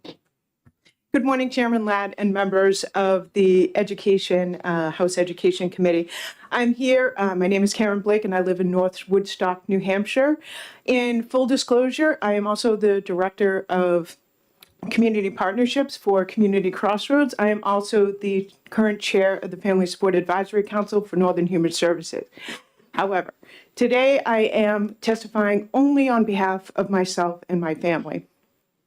I am here today in opposition to the non-germane amendment for Senate Bill 340. I'm going to spend my 3 minutes talking about my family and how the current regulations over and above the federal minimum standards for IDEA have benefited us. I do want to talk a little bit about my son. He has given special permission for me to discuss him today. He is now 17 years old, and this is his life, not mine. However, this was too important to not talk in specifics. He did ask that I just not mention his name or any pictures. There were going to be pictures. Okay, so with the current amendment, if it was enacted when my son entered school at 3, transitioning from early supports and services to the school district, that possibly could have been the last time that me and my late husband would have signed off on his IEP. Think about that. My son is now 17 years old, and we have had a rocky road at different points. But because I and my late husband were an integral part of his IEP team, he is now posed to graduate on time with a high school diploma. And he is posed to go to college. We have been on college tours. That is something that when my son was 3 years old and couldn't speak, we couldn't have even imagined. And I do want to say that because we were part of the process at every single step, we worked together as a team. We still work together as a team. My son had a very, very rocky start to his educational career, if you will. There were days that I was getting called every single day by the school There were times where he was being restrained in school multiple times a month. And we worked through it. We worked together. And in the third grade, there was a very strong possibility that we were looking at an out-of-district placement. Now, imagine Lincoln Woodstock, my little school district in the north, having to pay an out-of-district placement for all of these years. And more importantly, what would it have done to my son? So just very, very quickly, I do want to just throw a couple of things out there. That 3-year-old who couldn't speak actually just won second place in the Poetry Out Loud because of everything that we did. Thank you all very much. And my written testimony goes into a lot more detail. Congratulations on the winning. Representative Heath. Just, but I'm starting to cry here. Congratulations. Do you believe that because you worked in partnership with the school district, you went hand in hand together with them, that you came up with the best solutions for your son? Absolutely. Thank you. Welcome. Further questions from the committee? Thank you very much. Thank you all. Maureen Prohl?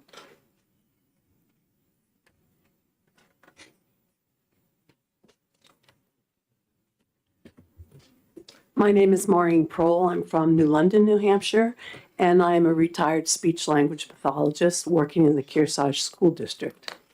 I cannot improve on all of the testimony that has come before me, so I'm not going to take up any of your time.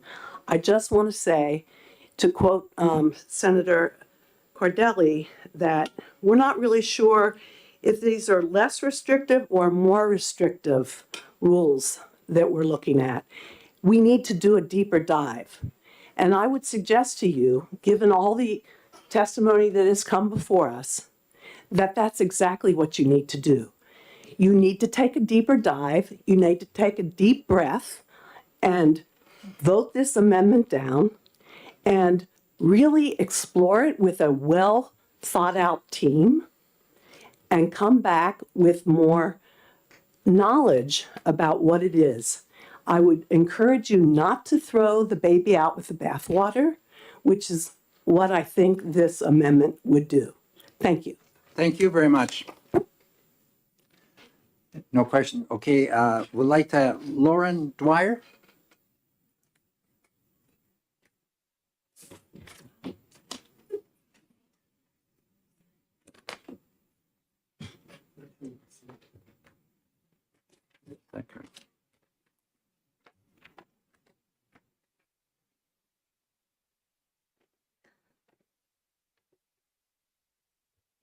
Good morning, Lauren. Hi. Lower this a little bit. Thank you, Chairman Ladd and Education Committee, House Education Committee, for having us here today. I didn't have a lot of time to prepare this. I just found out about this yesterday and I'm missing work today to be here, so I appreciate you hearing me. So my name is Lauren Dwyer. I live in Pembroke, New Hampshire with my husband and daughter.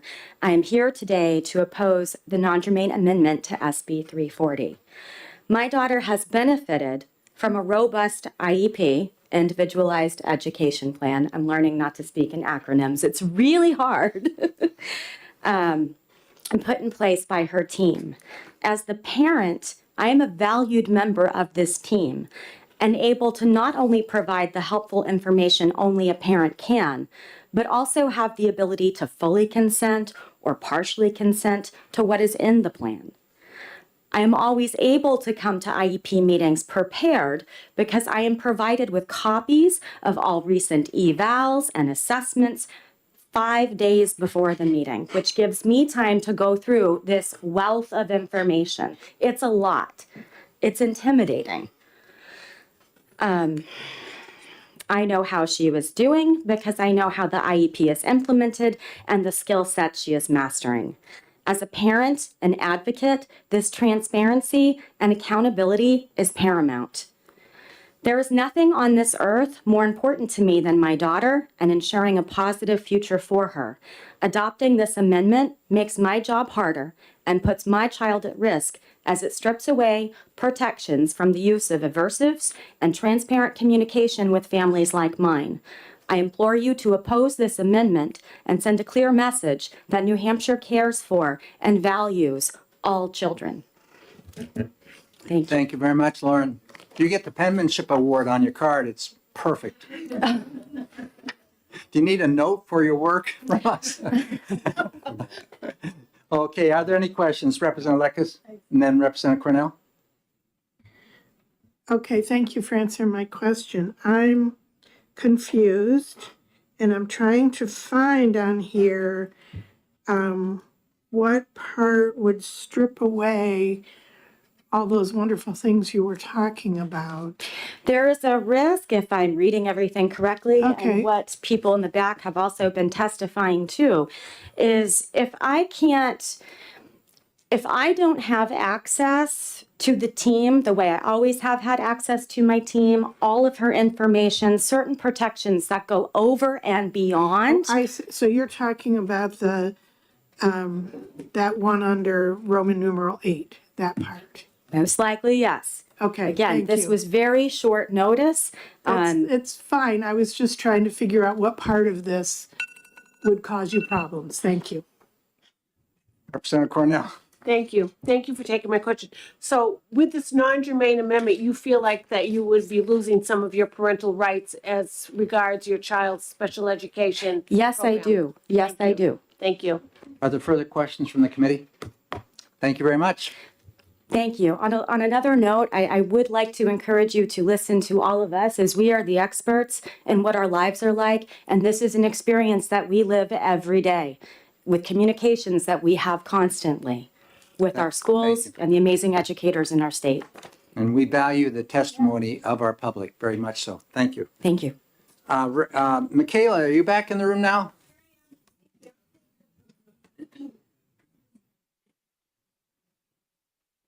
Michaela Demeter. Yes. Okay.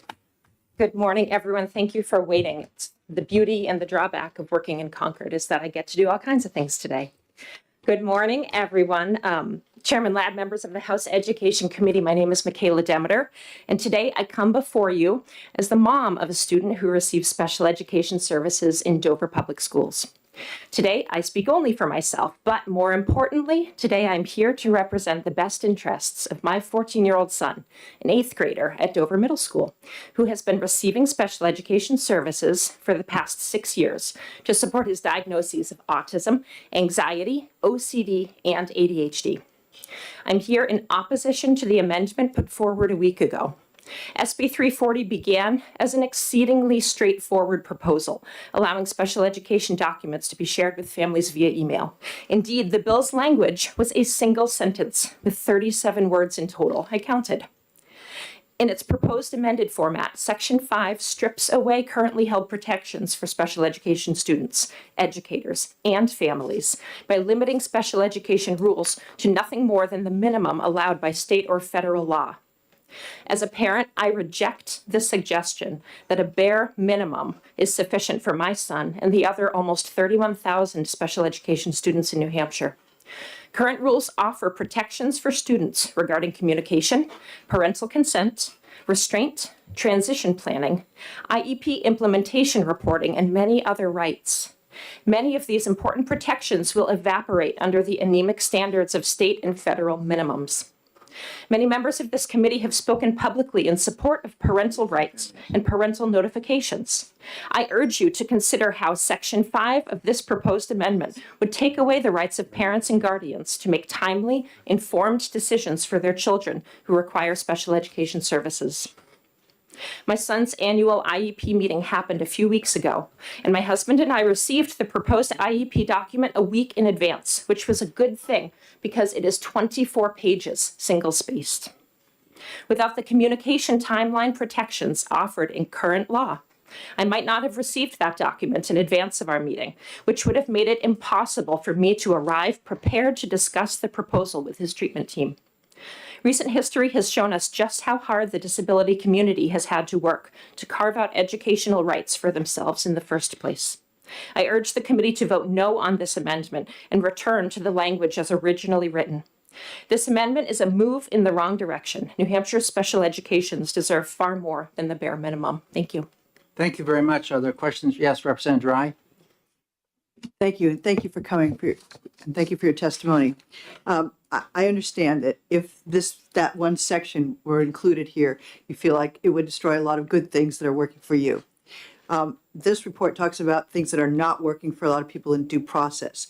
Does the rest of the amendment, which addresses those problems, is that pass your muster? That's a great question. I had thought about that. I with 3 minutes, I didn't have time to address everything. But thank you for the question.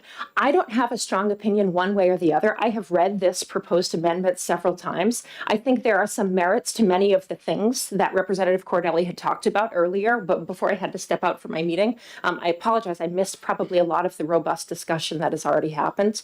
The one thing that gave me pause was wondering whether it would be an undue burden on the Office of the Special Education Advocate to have to enter into specific memorandums of understanding for each investigative case. Because I sit on the school board in my city, we enter into memorandums of understanding, and my experience is that they can be a little burdensome and cumbersome. And I want to make sure that the good work that that office and that role is doing is not unduly burdened by paperwork and things that would create more of a hassle in understanding the situation, getting the material that is needed to be able to do that investigative work. So all that to say, I don't have a strong opinion on a lot of the other things. I think there is probably at least some merit to much of what else is in there, which is why my testimony focused specifically on Section 5.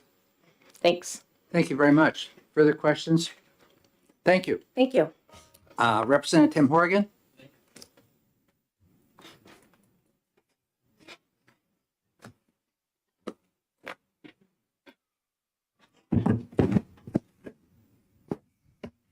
Thank you very much. I'm Resident Timothy Horgan, Stratford County District 10, the town of Durham. And I guess I'm the first and probably only legislator to come in and weigh on this amendment. And like probably pretty much everyone else who spoke, except for Representative Cordelli, I'm opposed to it. And I do understand, you are going to be apparently checking it today, and perhaps something acceptable will come out of the executive process. Right now, I anticipate not being able to concur with the amendment. And my major objection is, of course, to Section 5. And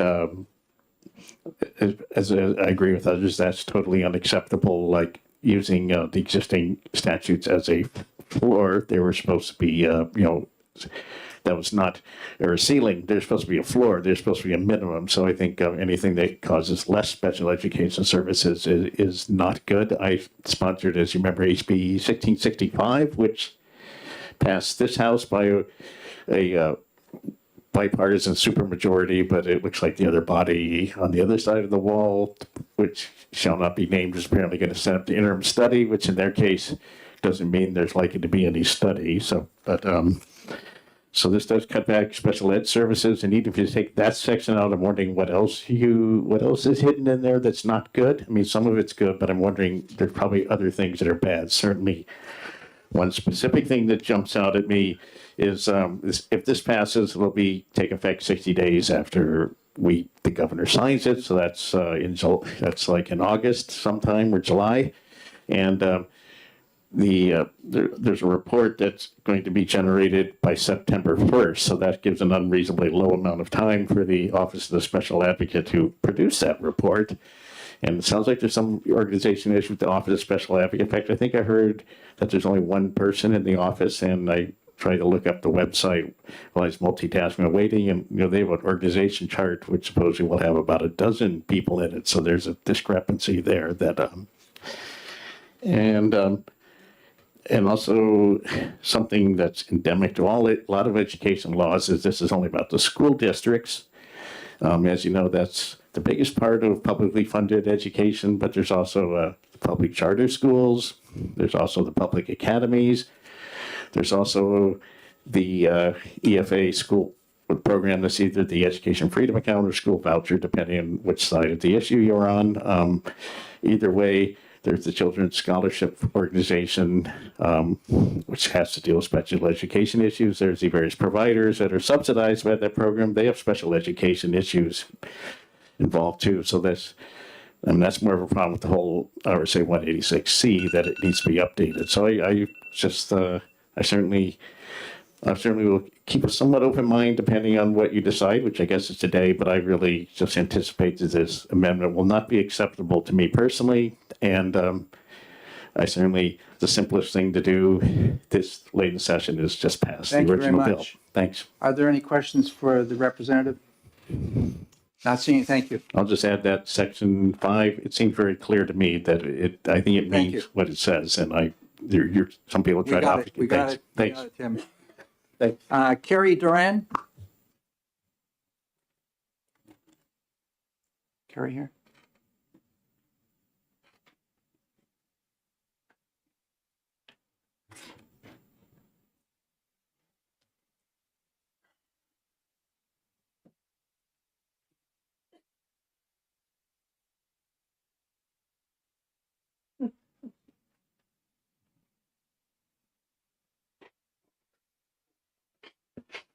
Good morning. My name is Carrie Duran. I'm from Wolfboro. I'm here with my daughter, Katie. She's in green. She's 13 years old. She attends Kingswood Middle School. And we are here today to strongly oppose the amendment. Thank you, Chairman Ladd and members of the committee, for giving me the opportunity to speak today. I just wanted to reiterate what everyone, all the parent advocates especially, have said, that the communication and being part of the team is so important. I'm a single parent. To be able to have notifications in advance, to be able to have the parent consent, all of the documents. This year has been quite a busy year for Katie. We added 2 new diagnoses for her, and she was diagnosed with Down syndrome when she was born, and she just was recently diagnosed with hearing loss. And we also implemented a behavioral plan for her as well. That was a result of her communication issues with her hearing loss. If I wasn't able to have the opportunity to speak directly with our team anytime I needed to, get that documentation, ask for further evaluations for her so she could be successful, I would not have a kiddo that sits behind you that has aspirations to go to UNH for the UNH for You program. We just recently went to college tours for her big sisters who graduate this year. And when we went for those college tours, she was the one asking, "Where's my program? I'm going to be going to college here. My name's Katie." And just walking up, and she knows that she wants to be ready to go to college and have those opportunities. And that is because of the amazing team that we have in our school district. And it is because of the amazing services that we go above and beyond in the state of New Hampshire to provide, that my daughter is going to have the opportunity to go to college, the opportunity to work, live on her own, be independent. That's what we've worked so hard to do. And in the state of New Hampshire, we have so many, as you can see behind me, amazing parent and educator advocates. I would implore you to consider taking a pause on this amendment, bringing forth some of those stakeholders and parents and really hearing from them. And as somebody else mentioned, getting into that minutia with the parents at the table to share with you how important every step of this process is. I rely on it. I need that partner with my school district. I cannot do it by myself to ensure Katie has everything she needs. And I'm so grateful for every service that she's been provided, the care of her teachers and her team. And I implore you again to vote no on this amendment. Thank you so much. Thank you very much. Oh, right on time. Yeah, it was good timing. Yes. Are there any questions from the, yes, Representative Peternell? Thank you, and thank you for being here. And Yes. If I don't catch Katie, make sure I said hello to her. She's waving.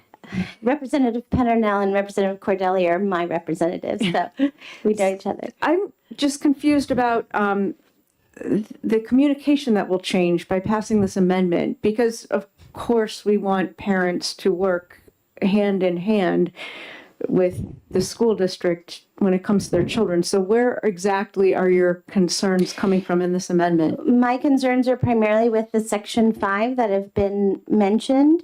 It is my understanding that we are opening the door to be able to take away those protections that we do have, where we do go above and beyond what the federal government standards are. That's my understanding. But it's been difficult because I just found out about this on Sunday and, trying to review and working and the kids and, I'm just happy to be here and I brought my kid along but we needed a little more time to review also. Thank you. I have no idea what you're talking about, not having time. I know. Thank you very much. Are there further questions? Thank you very much. Thank you Thanks so to your much. daughter too. Thank you. You're welcome. I'd like to invite Robert Bevel. Robert here? I already told. Oh, that's you. Well, might have two of them. Okay. Then I'd like to go down to, looks like Karen Hughes. Thank you very much. Joanne Grobecker.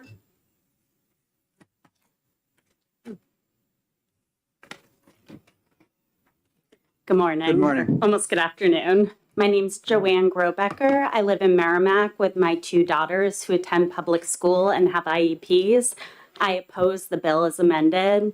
The amendment removes the protections provided to parents and students with disabilities as part of the special education process in New Hampshire. The amendment will not require parents to provide informed consent every time an IEP is proposed. The timelines in law just say reasonable, so New Hampshire specified specific days. Reverting to this vague language puts parents at a disadvantage in an already confusing system. The timelines that will be removed are ones that state parents must be given notice before an IEP team meeting 10 days in advance, 5 days for a manifestation determination meeting for behavior. Parents must be given 14 days to respond by giving or denying consent or providing partial consent to a school district's proposal. A school district must respond to a parent's request for an IEP team meeting in 21 days, and also removes that New Hampshire has a timeline of 60 calendar days for initial evaluations, and reevaluations can be an additional 30. If you remove all these timelines, it creates unnecessary delays and confusion for families. If you remove the protection of parents providing informed consent, you're creating an imbalance of power and sending the message that parents are not an equal team member of the IEP team. And this moves what should be an IEP team conversation automatically to dispute resolution. If you don't allow parents to agree, partially agree, or disagree with an IEP, if you automatically implement the IEP and force parents into dispute resolution, it's no longer a team process. It becomes really contentious. So I oppose this bill with the amendment that removes rights for families. Thank you very much. Other questions from the committee? Not seeing any. Thank you very much. I'd like to invite Kristen Mansaramoni. I always have a hard time with that, Kristen. Office of Special Education Advocate.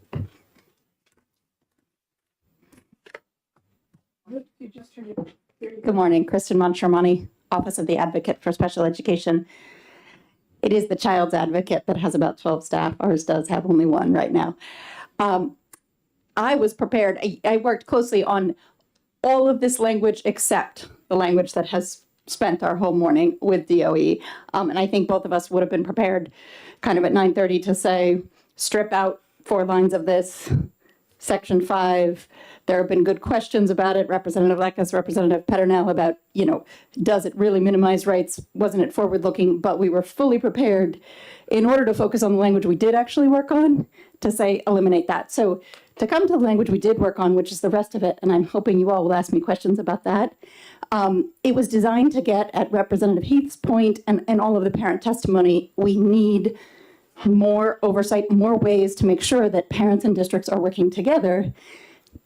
This was supposed to be very timely, a quick response to the audit, on dispute resolution, which is less than 5% of the 95% of special education, it does need attention because dispute resolution is precisely where the hand-in-hand partnership has broken down between parents and districts. To Representative Luno's point much earlier on with questioning, the language that we did work on, everything except those lines of Section 5, was really intended precisely, and the Department of Education was very willing to take on more managerial oversight, and all of these provisions actually do put burden on them, and they give my office access to sort of look at turning anecdote into data. A lot of the special education audit report did rely on some parental anecdote, the stories of what has gone wrong for them in doing dispute resolution. One of the auditor's main concerns was we went to the DOE and we said, give us charts and data of timelines, for how these procedures have been overseen. And it was in staff heads, again, anecdote, and not as clearly in data. So the intent of all of the other language in here was to turn anecdote into data and then give in the future, potentially the legislature, much more concrete information, my office more concrete information, even DOE itself, the ability to say, okay, is more staffing needed? What is the scope of the problem in terms of all of these anecdotal stories of struggles with dispute resolution? Many of the things you've heard about are going to be the other audit, 95% of special ed. So I would ask very strongly for questions on everything but that language, and that instead of voting against this full amendment, that all of the legislators say, let's consider all of the language except those 4 lines and take them out. Thank you. Thank you very much. I do have a question for you. Having worked with you a bit on this, and taking Section 5 and putting that over here, do you have a problem, or is there, I recognize we have a database problem at the department with software that's unable to deliver an individual report to you. You end up seeing everything there. Is the MOU partial resolve of this, or where if we get an MOU between your department, you and the DOE, where they would provide that individual report to you, is that going to give you all the information that you need, or are you looking for more aggregate information of processes and looking at how many were there in this particular year or the preceding year that were due process? And is that where you're going to get the information, or are you going to get it at the local level? A lot of questions in there. There are a lot of questions in there. I'm going to try to do them all quickly. Yeah. The MOU was not my first preference in this. As Representative Cordelli said, this went through many drafts. I am comfortable with the MOU. There were a lot of concerns raised about privacy. I was asking for full access to our Nessus database. I believe that was initially kind of part of the intent of access, which is not in this amendment, but separate in legislation. I am okay with the MOU. I think it will get me and my office a lot of the information that we're seeking. I've worked closely with my colleagues at DOE. And I think what we can do, they've really taken on burden in this. So I think I want to say at no point was DOE trying to put any language in that allowed them to get rid of all of the rules in excess. That was never any part of any discussion here. So I really feel like they've been a bit vilified there. They were taking on burden to themselves. They were conscious of not overburdening our districts. And there was a lot of discussion about burden on privacy and confidentiality if we went with my office having full access as opposed to an MOU that got reports from the department that they would be taking on the burden of preparing. And so we settled on the MOU and the report piece. I think it will go a long way. And I'm comfortable with it as a first step that's very responsive to the audit and lets us really look at what's needed here to ensure that our special education dollars, which are substantial, are really about parent and school district partnerships, and that we're not spending dollars for services that aren't agreed where things have really broken down. So in terms of the local piece that has been brought up a couple times, Representative Woodcock, I think you mentioned it, the local district piece where documents are lodged. This did get a lot of attention from the department staff and myself, and it was settled on that we were not putting a burden on local districts to come up with anything new. We were simply saying, if you have dispute resolution processes that will be less easy in all of the other language of this legislation, which deals with reports I could get through these MOUs, if local districts have those separate resolution processes, tell the department what they are. And to Representative Woodcock's point, the sentence goes on to say that local districts will report on which have been used within the district each year, including the topic of the dispute and the resolution, if any. And our vision was that there would be timelines there as well. That was a big part of the audit, is give us reports that show us, disputes, resolutions, and the timelines of those. And we have to disaggregate. Some happen at the local level. A fraction happen at the state level. I'd like to see a little bit more, but I think it's all well addressed. Thank you. Representative Belcher. Thank you, Mr. Chair, and thank you for being here for your testimony and this question, which deals with not the one that's been particularly controversial so far, but kind of what we were just discussing on page 2, lines 10 through 14. Shows the number of category of parental refusals on and on to tracking those refusals and whatnot. And my concern here would be, does this not perhaps provide a further impetus or incentive or disincentive, necessarily, depending on how you look at it, to have schools initiate dispute resolution processes when parents are refusing services?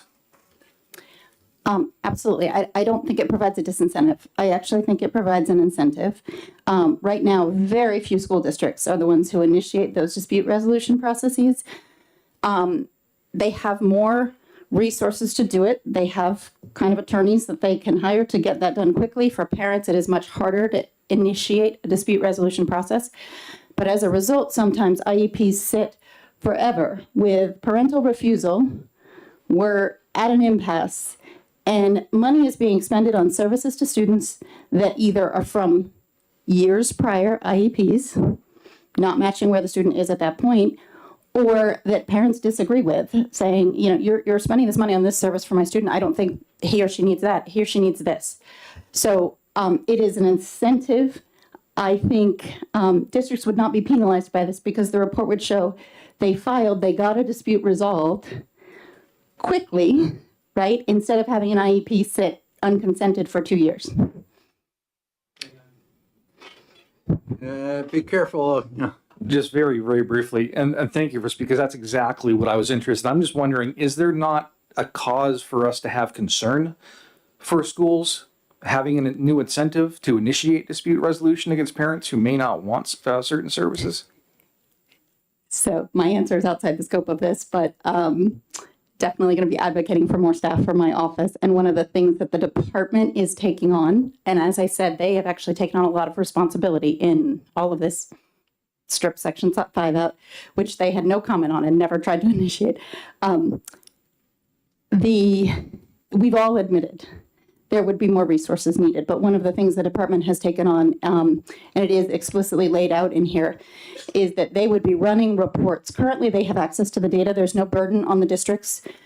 They are required, whether or not they use Nessus, our database, to create their IEPs or their notices, they are required to report in there with a couple clicks of a button whether parents have refused an IEP and the date. Currently, DOE doesn't, and in part, it will require some staff adjustment on their part, run reports on that data. They have fully committed to and really quickly saying, we can run monthly reports on that data. My office would probably be requesting those reports.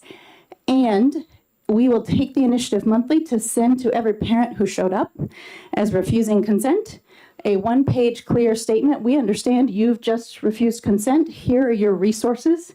That would include the listing of my office. Right now, I don't have staff to even begin to take care of that, but that's a separate piece that we'll address. The DOE does not have enough staff in terms of hearing officers. Again, we want to turn anecdotes into data so that the legislature can see what it might address in the future via this limited legislation. So I don't think parents would be harmed as long as we can get them some resources to put their points out there. And honestly, with those dispute resolution processes, I've seen some of them turn out, especially recently in parental favor.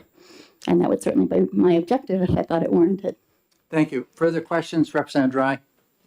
Thank you, and thank you for taking my question. I'm glad that you are comfortable with the idea of an MOU. Are you comfortable with the idea of maintaining multiple MOUs at the same time?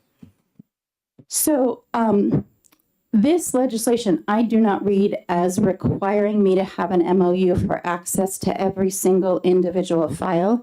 What it will do, there was a question or a debate, but it would be solved outside of an MOU, and we would go with whatever a school district requested so as not to waste time on the battle. But parents who come to my office and ask for my help and that of staff whom I hope to have, can easily sign consent for us to have access to anything. And arguably, legislation creating my office already created that right, even without parental consent. So none of those accessing of documents would require an MOU. The MOU would be more for me to get the monthly reports and the annual data that is contemplated in this legislation from DOE. Representative Woodcock? Good morning. Just a question. You indicated that you were part of the group that developed the first four, and talk about the first four. Can you tell me where the fifth one came from? There was, believe it or not, there were parents involved in this who, and Representative Cordelli was acting on some of that parental feedback at the time, and several pieces that I think he cited in the legislative audit that said, look, we're layering on, and I have given testimony as to this too, we're layering on additional pieces. Again, we can understand how 5 came about better if we understand that this was meant to be solely about dispute resolution in response to the audit. So there are a number of areas in the dispute resolution piece that were cited as having been kind of excess processes that created confusion, excess requirements. So initially, this came about and obviously didn't have enough focus, which is why I said perfectly happy to recommend we delete that and go with the rest. It came about in response to let's not create excess that elongates processes, creates confusion, puts parents through, where do I go? Someone said here, someone said here, someone said here, all of those being potentially true. Let's get things a little bit more streamlined and clear.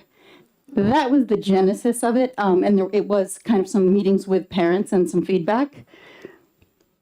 I think it needs more Thank you. study. I do have, yes. Are we also going to be hearing from the department? Yes, we have some technical advice, but they're not taking positions on things. No, but technical questions. We have several agencies that want to provide technical support, but I have one more question for you. When you're requesting from the department, from that database, seems to be one of the big issues we're dealing with here, and you're asking for a singular record, I understand that. But when you're then looking for multiple records during the course of the year, maybe to give you a profile on what is going on in terms of the number of going due process route for those that may not, we get into possible litigation and liability issues with the department. And that, to me, is a real concern here, where we're going to be lawyering up people. I'm getting tired here. But it's going to be a costly issue. Did we address that, or has that been addressed by yourself, or at least through the MOU?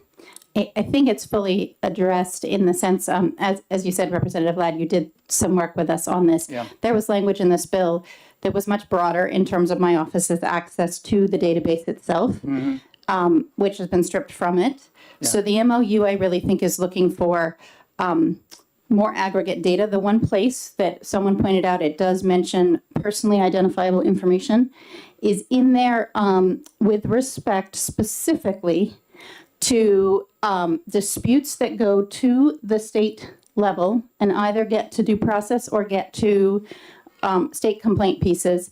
And the personally identifiable information was in there in order to be able to say, okay, we have this report where 100 parents in the past 30 days have refused their IEPs. I need a little bit of information just to know which ones of those went by a student ID or something, which of those went where for resolution. That was the limited kind of scenario of that piece, but I think the broader issues you're referring to, that there were concerns from DOJ about liability and about confidentiality. I think that's been stripped from this. There is nothing that gives my office, the provisions they were most concerned about were deleted in their entirety. Okay, I was thinking DOJ. Thank you. Further questions, Representative Lekes? Thank you. I just want to make sure I understand what you said about Section 5, Roman numeral 8, that was not intended to be all of the rules regarding special ed, but only that regarding to dispute resolution. Did I understand that correctly? To clarify that, someone asked me how, Representative Woodcock, I believe, asked me how that got in there. It got in there in a discussion about rules relating to dispute resolution. The way it is written, and that is why I would support it, it's broader. Thank you. Thank you very much. Further questions? Thank you very much. Thank you. I'd like to call Michelle Wengerin. Okay. New Hampshire Legal Assistance. Thank you, Honorable Chair and members of the committee. So I am here to testify in support of, I'm Michelle Wongren from the New Hampshire Legal Assistance. I'm the Youth Law Project Director there, who works with children involved in special education issues, school to prison pipeline issues, and then also foster youth. I'm here to testify in support of sections 2, 3, and 4, which is what you just heard of in terms of data sharing. Data is always good. More data is always a good thing, and I think we can do lots of good things with that data as demonstrated by the recent audit. However, I am taking no position on 1 and 6, and I am testifying in strong opposition to Section 5. As you've heard from many people before me, this seems to be a very dangerous provision in terms of parental rights. One of the things that I don't think has been discussed that I just wanted to bring your attention to is that RSA 541A17 says no rule, and this is talking about the DOE rules, inclusive, shall be effective for a period of longer than 10 years, except as extended pursuant to other portions of 541A. So what that provision says is that all rules, including these DOE rules, will expire after 10 years and must be reauthorized. The way Section 5 is written, the rules as they exist now cannot be reauthorized to the extent they exceed federal law if this were to pass. So with Representative Lekes, your question is this looking retroactively or to the future? It could potentially be to the future until we hit the reauthorization time, at which point all of the protections that you've heard that these families have benefited from would not be able to be reauthorized. So I think that's a really important point, and why this provision is dangerous for these families who have benefited from these protections for so long.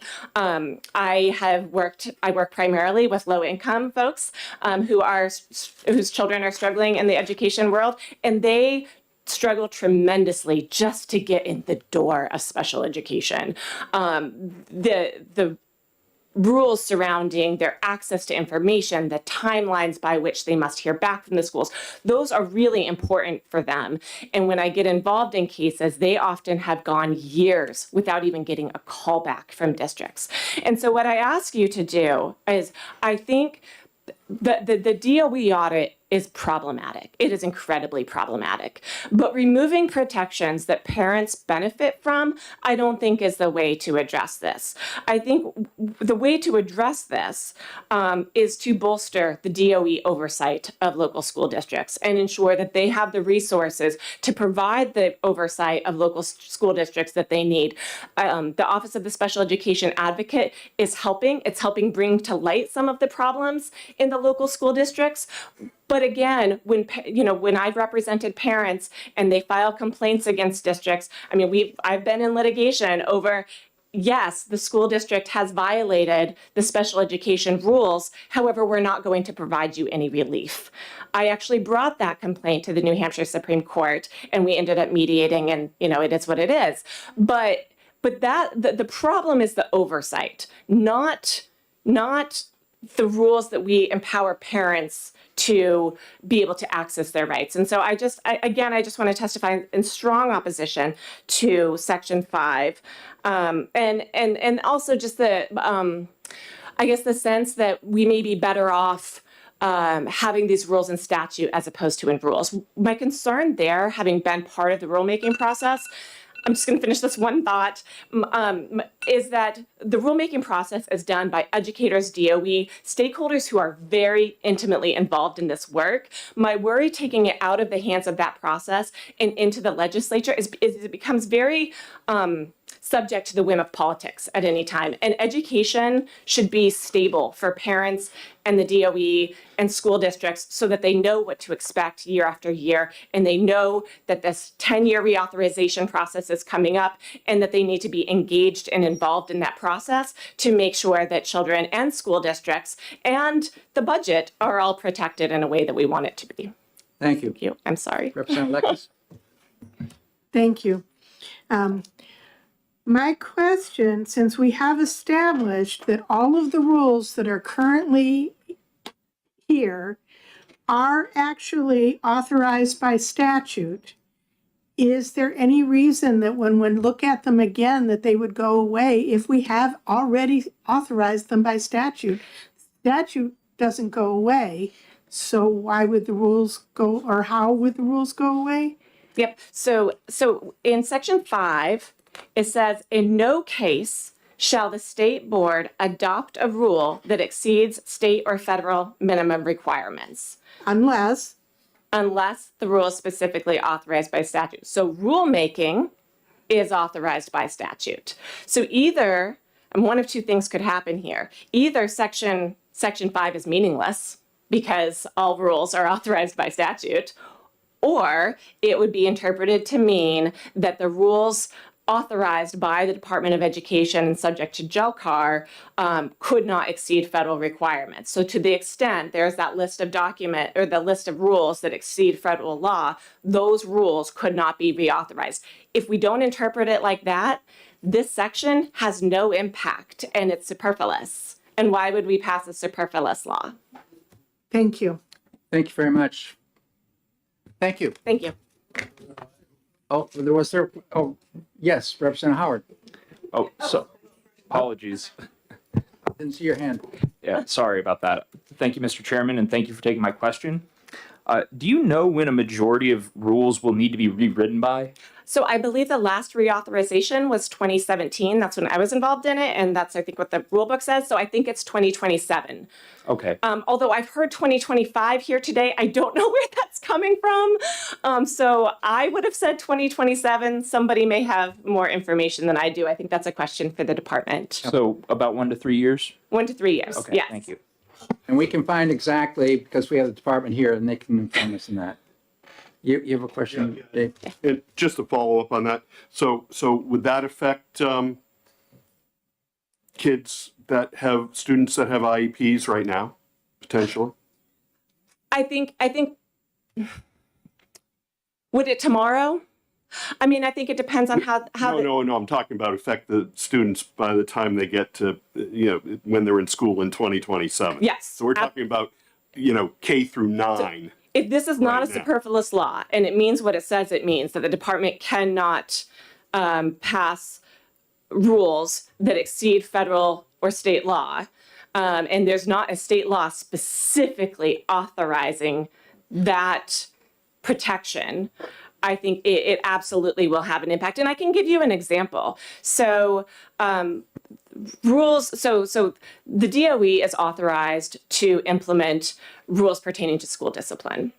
And statute, there's always, we redid the statute several years ago, but when the department implemented rules pertaining to school discipline, the Supreme Court in 2011 in Henry Keegan B had the opportunity to assess whether or not the rules pertaining to school discipline, which provided schools some guideposts of when to implement what type of discipline, the Supreme Court said that those rules exceeded exceeded state statute because the state statute was so broad, and it essentially said that a school could impose any type of discipline for any purpose. The DOE tried to put some guideposts around that. The Supreme Court invalidated those rules completely because those guideposts were not authorized by the specific statute.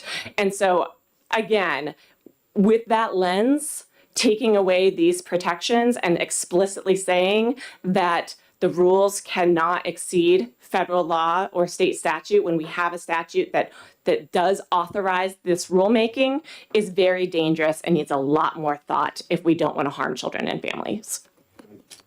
Further questions? Thank you very much. Thank you. Jennifer Earl?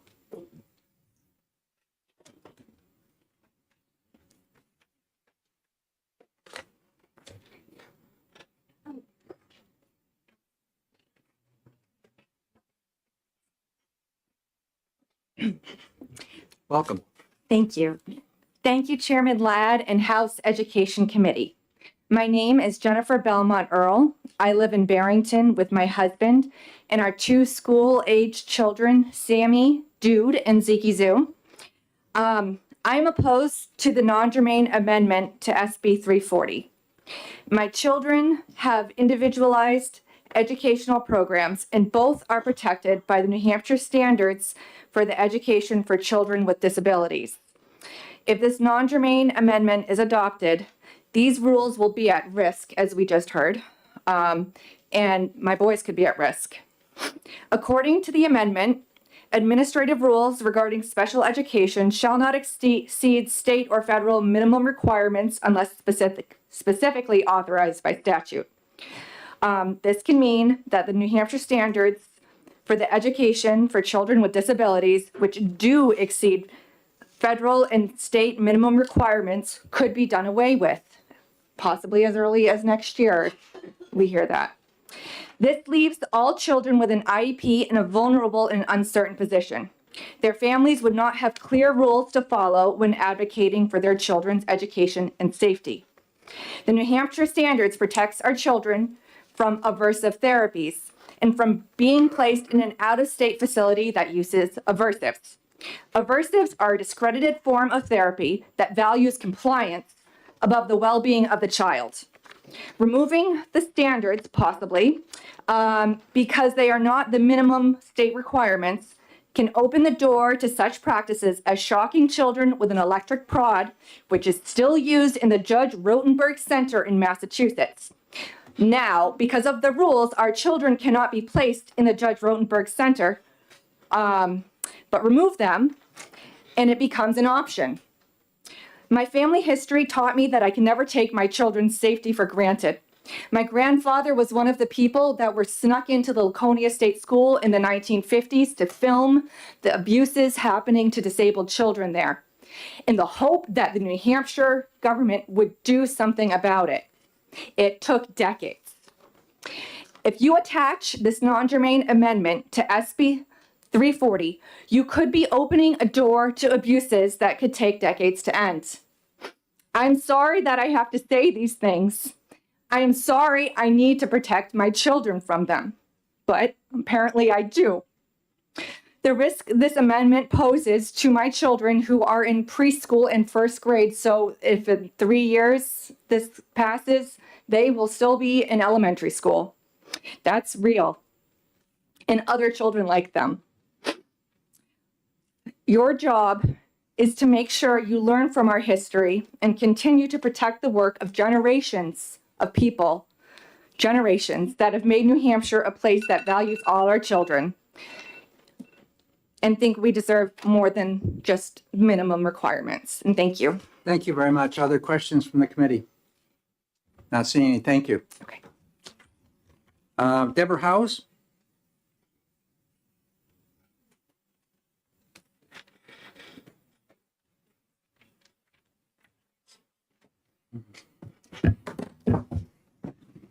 And then we got Becky Wilson. And then we have some technicals. Good morning, Chairman Ladd. Good morning. Good morning. Yes, it's still morning. My name is Deborah Howes. I am the president of the American Federation of Teachers New Hampshire, and I am here to speak in opposition of this non-germane amendment. Now, we had no problem with the original SB 340, which was a way to make communication a little bit easier between parents and school districts and schools when delivering notices about routine communication for students with disabilities. This, however, goes far beyond that, which is why it's a non-germane amendment, but it comes up at the last moment, and certainly we did not have time to do a lot of study on it, but our main concern is what you've heard from so many others here. It's about that Section 5, where we're talking about rulemaking that exceeds state or federal minimum requirements unless the rule is specifically authorized by statute. Every Granite State child has the constitutional right to a robust public education. That's every single Granite State child, even those that have special learning needs that need support with special education services. You've heard from many passionate parents here speaking up for their children. All of those students have the right to access a free and appropriate public education, and those are supported by our special education rules. Now, we host that in rules instead of writing a single statute for every single procedure we use. But our students and our parents are relying on those rules that are in place now so that they know how to access their free and appropriate public education. So if you make a change like this in an amendment that was introduced basically at the 11th hour in the session with very little notice, you could be changing it right now or maybe opening it up for change next year, but with very little ability for parents who are relying on those rules and students who are relying on those rules to get their public education to know what's going to change. You've heard some of the things that are going to change are the timelines, the amount of notice parents get could change, the amount of notice parents get before a meeting, the right to have the evaluation reports so you can read them and understand them before you go into a meeting, the prohibition on use of aversives such as withholding food to try and get a student to behave, or withholding water, or using electric shock or noxious smells. Those are all practices I think we could agree we abhor and shouldn't be used on any child and should not be part of special education. Why we want to weaken rules because they don't exist written down currently in our statutes. This should not be done. This amendment is an expedient to legislate. I can't speak to the other parts of the amendment because I haven't had time to read them through. You got to give us time. This is not the way we should be making laws. I understand that the writers of the amendment worked with some parents, but there are many parents. There are 30,000 students in our public schools who are getting special education services, and they all come with parents and families who are supporting them. They all should be heard before anything like this is passed. And I guess I'm going to wrap it up now because my time is up. But we oppose this amendment, and it really should not be pushed through. Thanks, Deborah. Are there questions from the committee? Not seeing. Thank you. Okay. I'll call forward Becky Wilson.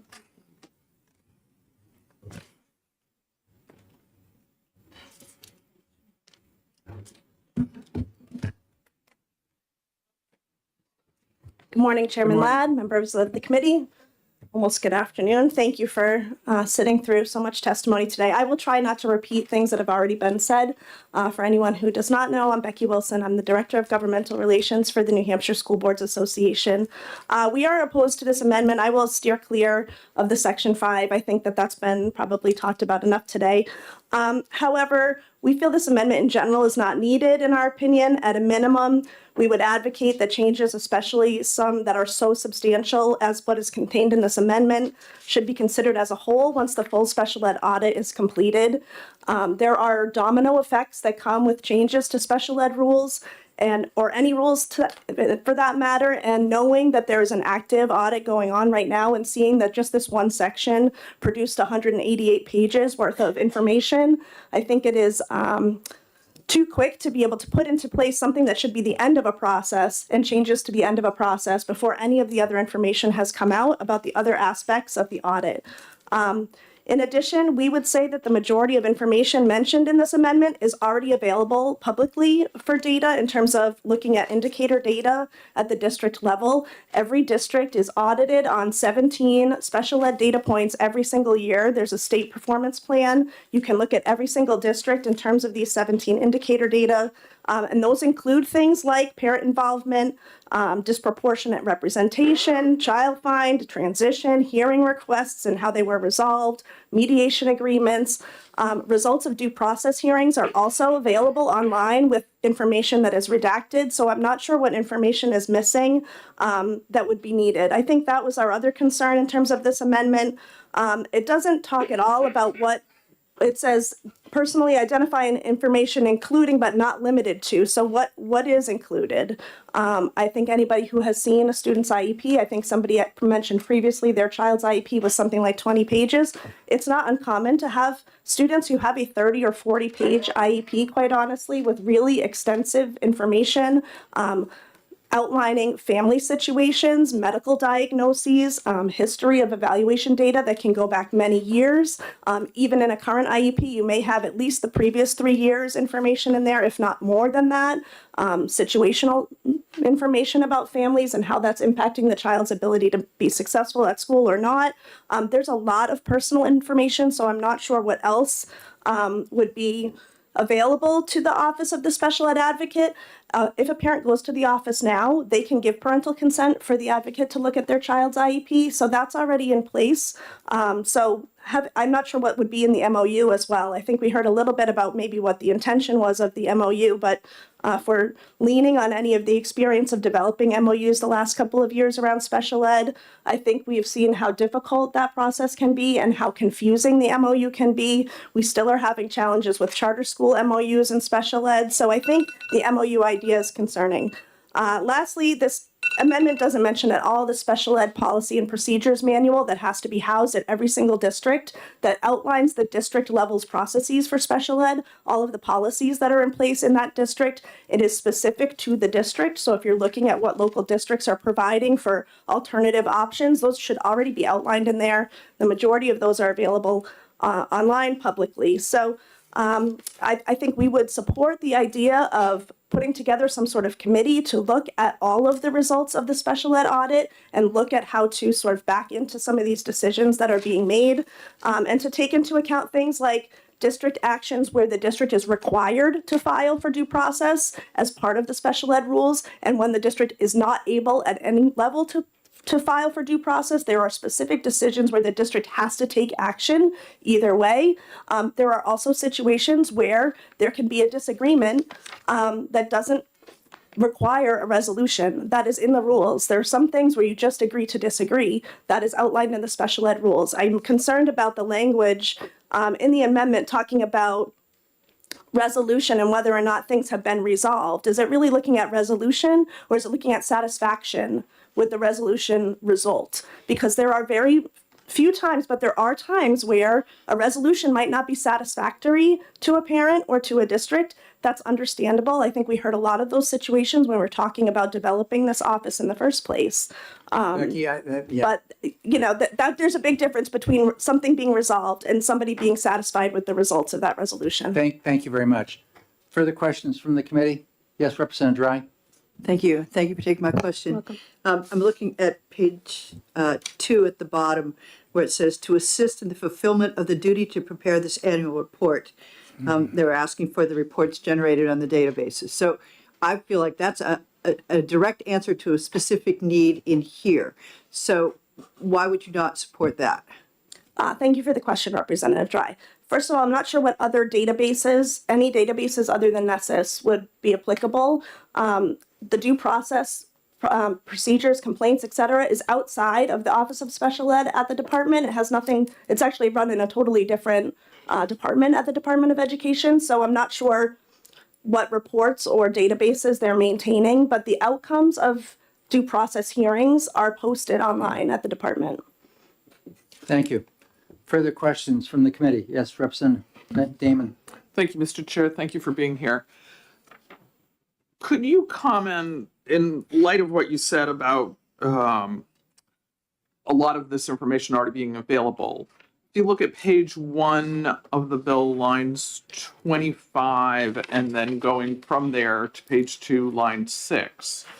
So those, I think, 4 bullet points. Are all of those items already available? Some of that seems familiar to me already. Thank you for the question, Representative Damon. In response to the date in line 26, every district has to submit a child count on October 1st, and that would outline exactly how many students are identified and in what categories. So this date could be adjusted, I think, to be more representative of an actual snapshot of the current year if it were October 15th, even November 1st, because this September 1st data would be pulled from the previous year's identification. So that doesn't make a lot of sense to me, but yes, that is available already. The number of kids in each category and grade level, yes, that's already available. Expenditures are available. I know there's other legislation already as well about announcing or posting your expenditures and what you've received from the department in terms of IDEA funds. And annual progress on the state performance plan, as I said, is all available by district online for 17 different special ed indicators. Thank you. Yeah, we have those IDEA indicators, especially Part B, number 5, where it gives you the 3 categories of weighted IEP. We received that in accordance with what Becky just said. We do have the department here that if we have specific questions now, we can ask. We've gone through all the public cards that I have, but we have the department, technical assistance is there to provide. We have Liz Brown and Rebecca Fredette. Liz being the attorney, one of the attorneys, and Rebecca being the director. Does the committee? Okay, could, Becky? Not a Becky. You're off the hook here. Thank you very much. So I don't know if you're coming up too, Diana, on this one. Got a whole crew.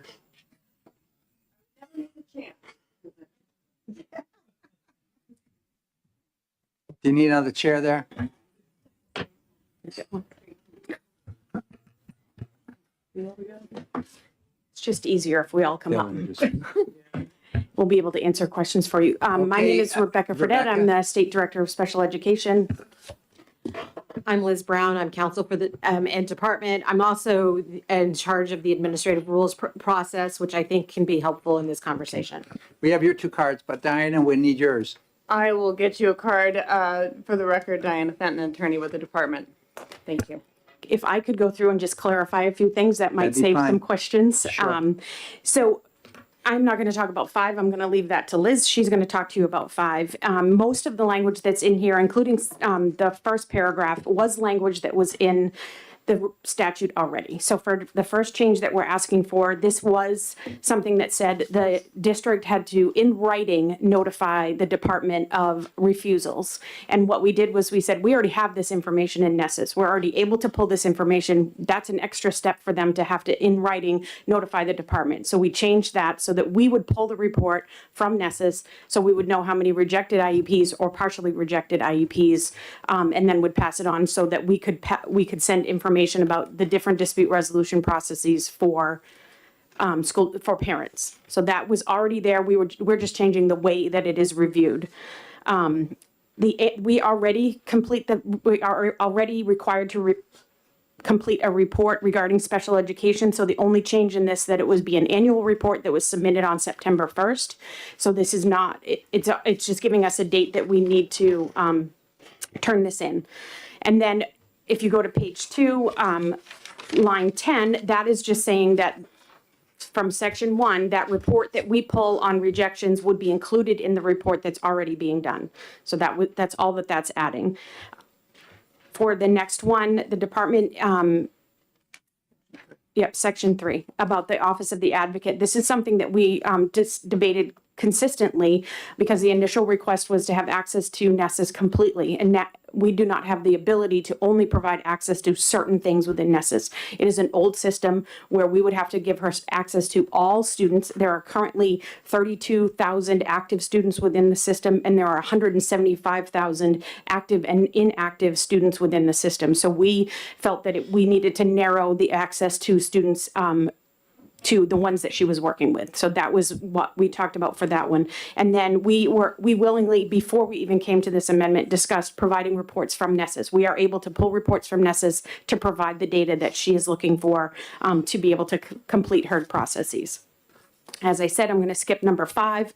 And then number 6 is not new. It is, I believe Mr. Bevel had said that it was a new process. It is not a new process. It was something that was brought up on page 85 of the dispute resolution process audit, where they asked us to ensure training and education includes all relevant requirements for LEA special ed dispute resolution compliance and local district residential dispute resolution options. So this was saying, if we're doing those options, we want to know what you're doing, and we would want to know what your decisions were through that. And that was something big that came up because we don't know what agreements districts are coming into with parents.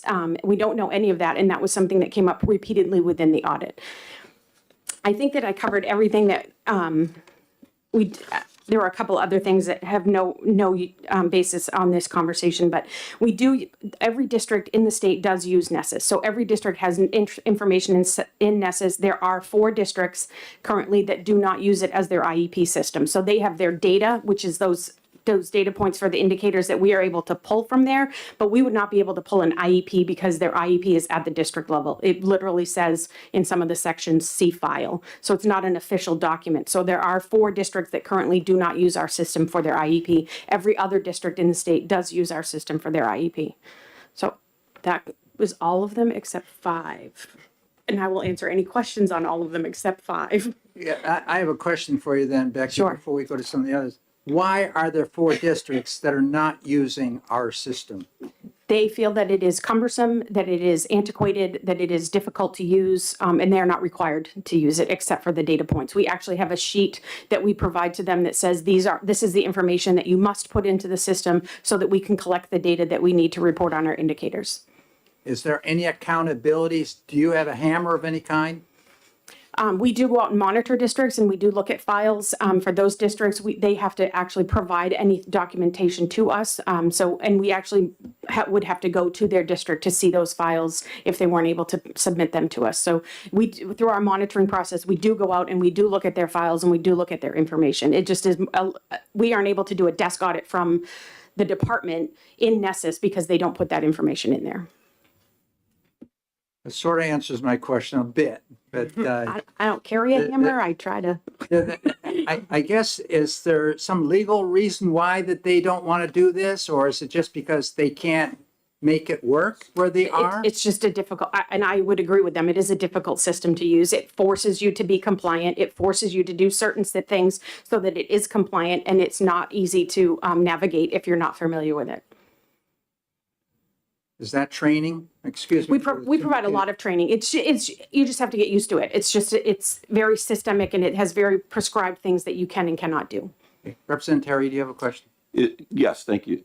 Following up on the 4 districts, is the identification of the 4 districts protected by some sort of privacy provision, or could you name them for us? If Off the not, top of my head, and no. then, well, any of the 4? And then could you explain the choice of September 1st with respect to line 26 on page 1? So I did not choose September 1st, but it's not an issue for me because we would be reporting on the previous year's data. Yes. So we would have all of the data that we need to be able to submit that report by September 1st. Most of that data we have by July 1. So that would give me, because I'm the one that would be writing the report, it would give me from July 1 to September 1 to write that report because all of that data is readily available by that time. Okay. And with respect to the 4 districts, you don't know any of them? So you know there are 4, but you don't know who they are? I know the one we just convinced to move over. I think that I would hate to say, I wouldn't want to say a district that I'm incorrect on. I believe I know a couple of them, but I don't know all 4 of Okay, them. so you know that there are 4, but you just don't know who they are? Right, off the Okay. top of my head, yep. Interesting. Other questions, Representative Myler? Yeah, my thank you for being here. You're always welcome here when we're talking about special education issues. Thank you. My is a general question. What is the status of the audit right now? And when will it be completed? Sure. So the special education audit is, they are continuing to ask us for a request for information. They're continuing to send us RFIs, or what they're called, and we're at about RFI number 17. And they have said that they believe they will be able to discuss with us the report in December. And then it would be issued after that. So it is just the amount of information that we have, it's taking them longer to review it. So it has been extended out to when we would be discussing the report in December. So December is the date. Yeah, I will say that they have issued some of their, they will be issuing some of their observations already. So we already received an observation regarding our state advisory committee, and they will be issuing 4 more observations this month to us so that we can start to work on those ahead of the final report. So they do issue some things so that we can start to work on them right away. Thank you. Yep. Representative Dry? Thank you. Thank you for taking my question. Anybody? I'm going to ask you again about this page 2 at the bottom, where to assist in fulfillment of the duty to prepare the annual report. So if you could describe maybe the reason for this paragraph being in there, if the things are online? Sure. So this could be information that is not online, because we do have the Nessus database where we are able to pull aggregate information and provide it to her. We also have the Access database that is in the Office of Governance that contains all of this dispute resolution processes. So while you have all of these specific things, we would be able to aggregate it into one report and say, in the state, this is what it looks like. You're welcome. And Diana just reminded me, we had asked about rulemaking. So we do have rules that are coming up next year. We have rules that are coming up the year after. We have rules that are coming up the year after. So they don't all expire at the same time, but they are expiring gradually over the next few years for special education. For speds, yeah. Yes, Representative Luna? Thank you very much, Mr. Chair. And thanks for being here today to take some technical questions. With respect to sections 1 and 6, how does the department presently enforce the process and timelines when it comes to dispute resolutions? And talking about both department processes and dispute resolution that may be taking place through the LEA, through the local school district. So currently, we are working on processes for this. For section 1, we had not been doing this. We had not been collecting rejections from districts, and nor had the Office of Governance. Neither office had been collecting this. And so we have started to develop that process of how we would be pulling the reports and what we would be doing to meet that obligation. For 6, as I said, that has always been in there, but it has always been a may or is encouraged to. So we never asked for dispute resolution plans from LEAs, nor had we ever asked them what decisions had been made within their districts regarding dispute resolution. So those are both processes that we would be working on. We have one of our technical assistance centers coming this summer to work with us to fine tune all of our processes and ensure that we're meeting all the requirements around dispute resolution. So follow up on that. Yeah. So thanks. So do you actually need state law to for the department to enforce the existing policies? Do you need state law to implement good management practices? I guess why is the department waiting? Why can't the department just go ahead and put in good management practices? So I don't think the first, you are referring to 1 and 6. I don't think the first one is a management process. We are changing it so that it's not something the districts have to submit to us in writing. We're going to pull it electronically, because it had been, the onus was on the districts, and we're taking on the responsibility and saying, we're going to pull that report and we're going to do it internally rather than expect the districts to send it to us. So that's what the change is in the first one. It's not really managerial. It's more of, we're going to change who's responsible for that process and ensure that that process is done. For the second one, I think that in discussions with the auditors, I think that it was felt that we needed to ensure that what was going on in districts was happening. But this, I'm going to let Diana refer to this one. I think, thank you. I think, and the audit even says this, is that historically the department has not played a very aggressive, active role. And so in doing so, and I mentioned during the audit review here that we had a very robust discussion with the auditors about their position that the department had more authority to oversee this area of local school districts than historically the department has played. And so this change of language addresses that and allows the department to do that. So Diana, I'm still trying to grapple with the question that myself and Representative Terry addressed. These 4 districts, you have oversight as a department over our special education in those schools as well. And if the special education advocate is going to have to go individually to these schools, and I don't know whether there's a paper file or what they're doing there, to obtain information, it seems to me there's something not right here if we're allowing, well, you decide whether you want to be part of the database or not. Is that a decision that's being made by our DOE, or is it being made by local control? It's either the rule or the statute says that they may use it. They are not required to use it, and that's why we can't enforce them putting in all of their IEP information. They may use the database? Yes. And then there are data points that they must enter in, but it's only a may use the database. So it's not like the unique, or like the pupil identifier where they're required to put individual data in. This is a separate system, yes. Yes. I understand that. Then why don't we have the same rules for you participate here? You're also going to have to participate here. It's because statute, we've blown it? It says may. And May. that's why. Then that's what's always been the case, is that it's may. So Nessus is created by rulemaking, and part of it is mandatory, which is a shall, and part of it is a may. So there are certain data points that they must report, and there are others that they may report. And it's not So even I want to follow up on the special ed. So under the IED indicator number 5, where you have the 3 categories, Becky, you know what I'm talking about. Do they report that information to you? Yes, they report that in Nessus. That would be one of the data points that we require them to put into the system so that we can collect that data. So that is through the placement page for the IEP, and it would be the services page for the students. So that information must be put into the system so that we can calculate that data. So are they using this system partially? For those data pieces that we need, yes, they are partially using it, because they all must turn in the data, and that's how we collect the data, is through Nessus. Okay. Further questions from the committee? It sounds like they have access, they know how to use it, but they're choosing not to use it for this. Right, and many of them pay for another system to use. Of those 4, I believe they pay for another system to use. So there are other systems out there, not Nessus, that they can use to do their paperwork. Okay. Any other questions for the department? Do you want? She's going to talk about. Oh, Liz, Would you like me to address? Yes, 5? absolutely. From the legal side, yes. So I have one point on the MOU that I think I just want to make sure before I get to 5.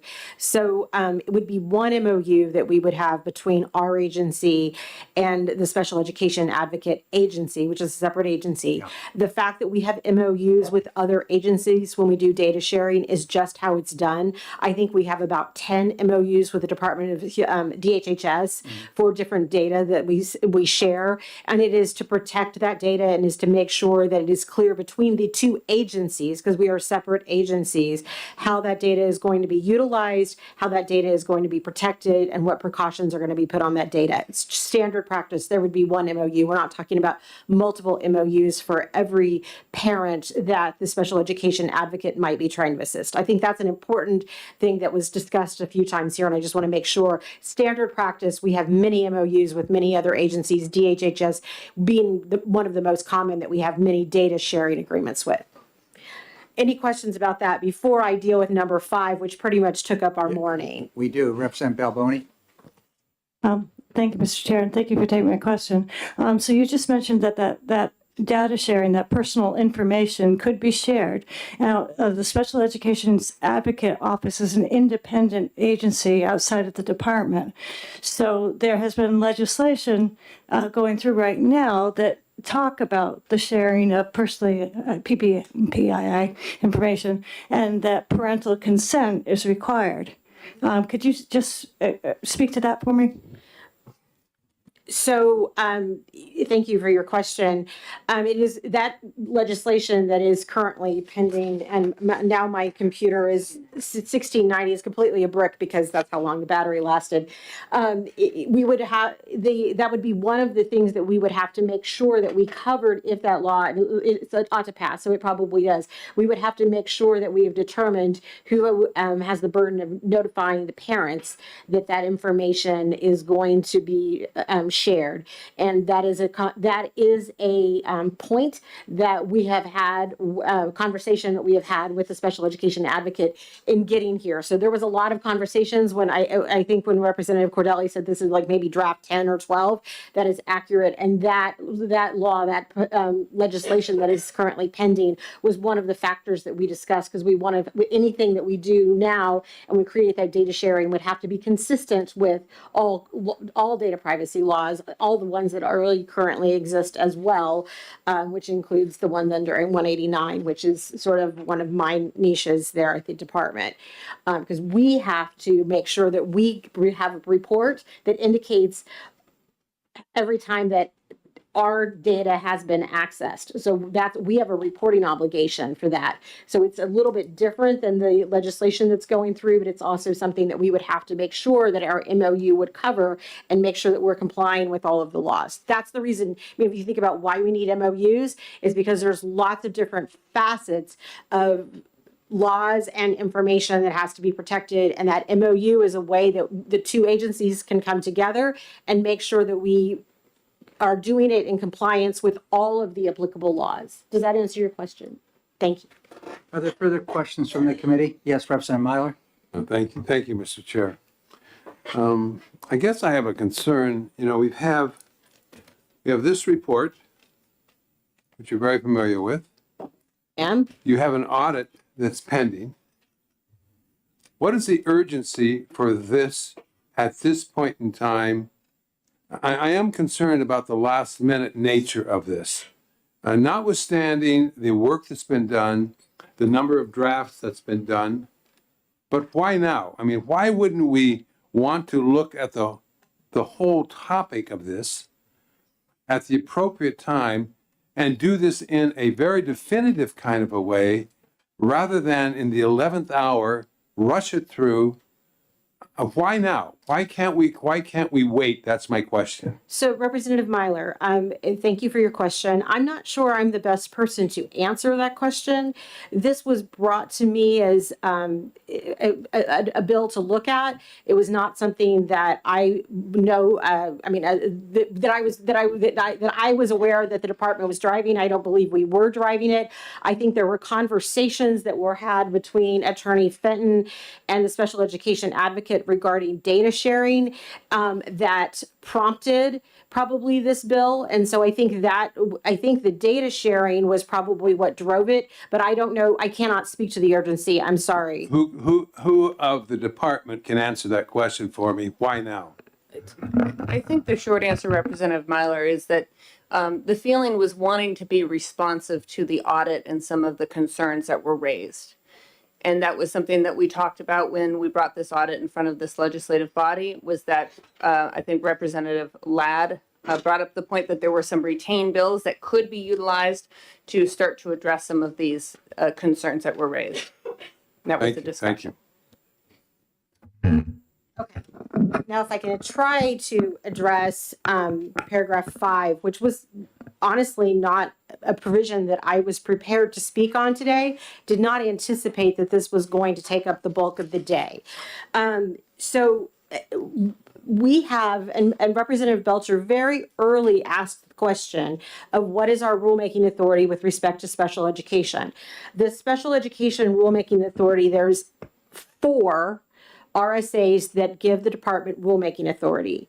One is RSA 21N9 I1, which basically says we can the State Board of Education can adopt rules dealing programs affecting children with disabilities.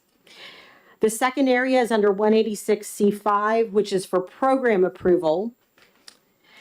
Third is 186C18, Roman numeral 5, gives the state board rulemaking authority to determine for state aid. And the last one, and I did them out of order on purpose, is a broad one, which is 186C16, that's rulemaking. And it is the section where this language that is in 5 is getting appended to what I would call the catch-all phrase at the end of the statute. So we'll talk a little bit about statutory construction here, because I think that's really important. This rulemaking authority under 186C16 says the State Board of Education shall adopt rules pursuant to 541A. That's the standard rule we all have to adopt rules under, and consistent with the provision for a free, appropriate public education relative to, and it enumerates a long list of things. 1, developing individualized education programs. 2, approving and monitor special education programs. 3, reporting the number of children with disabilities in school districts. 4, requesting administrative due process hearings and appealing a final administrative decision. Roman numeral 5, determining eligibility for participation in approved programs. Roman numeral 6, appointing surrogate parents.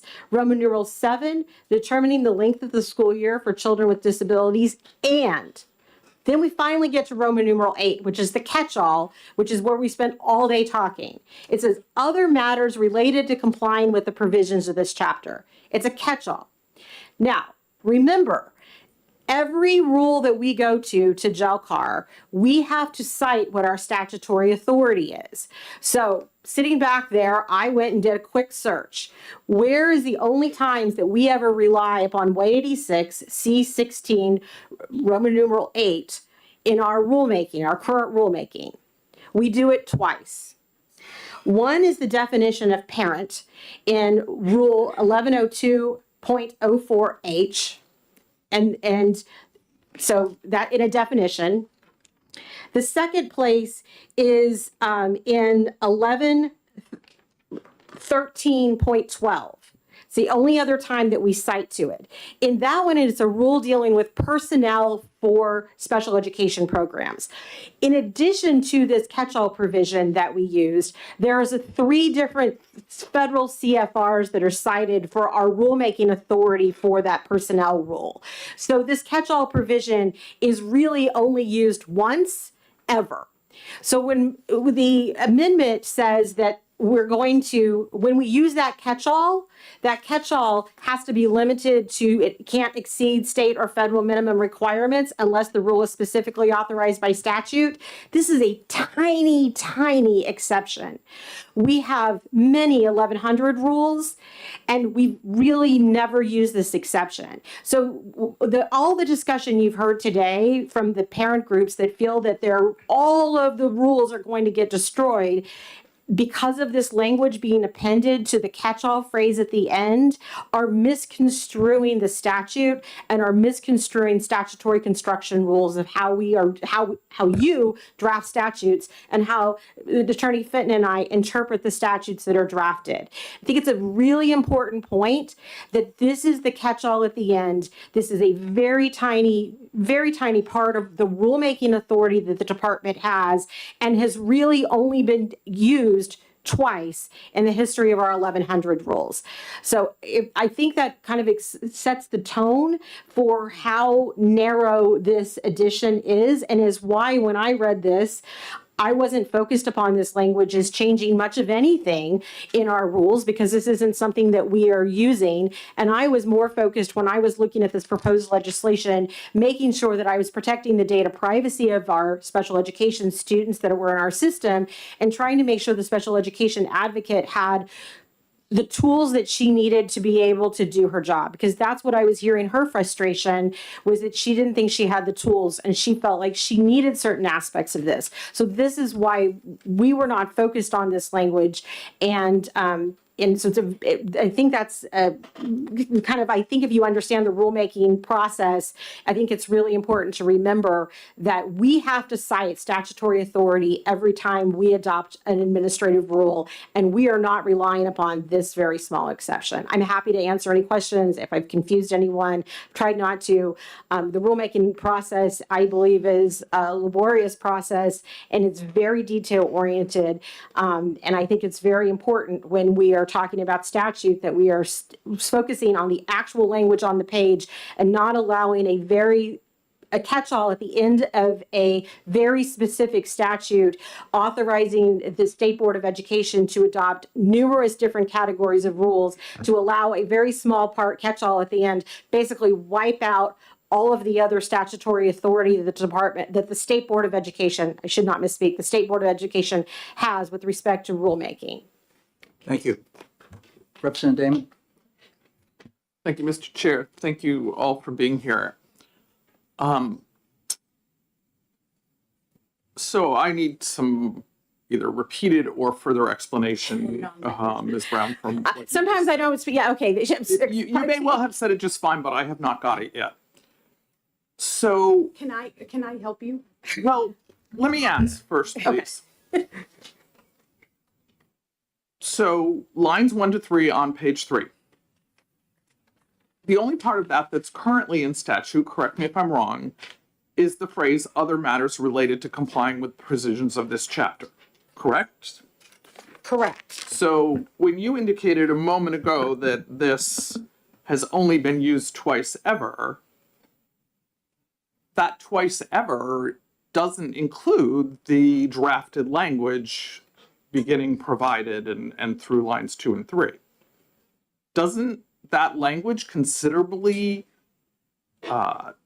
change the meaning to a much greater catch-all? Frankly, I'm reading this from my prior experience kind of like the end of a job description and other duties as may be required, which means we can tell you have to do anything. Which pretty much explains how I ended up here today. Sorry, I'm the only one that laughed at that joke.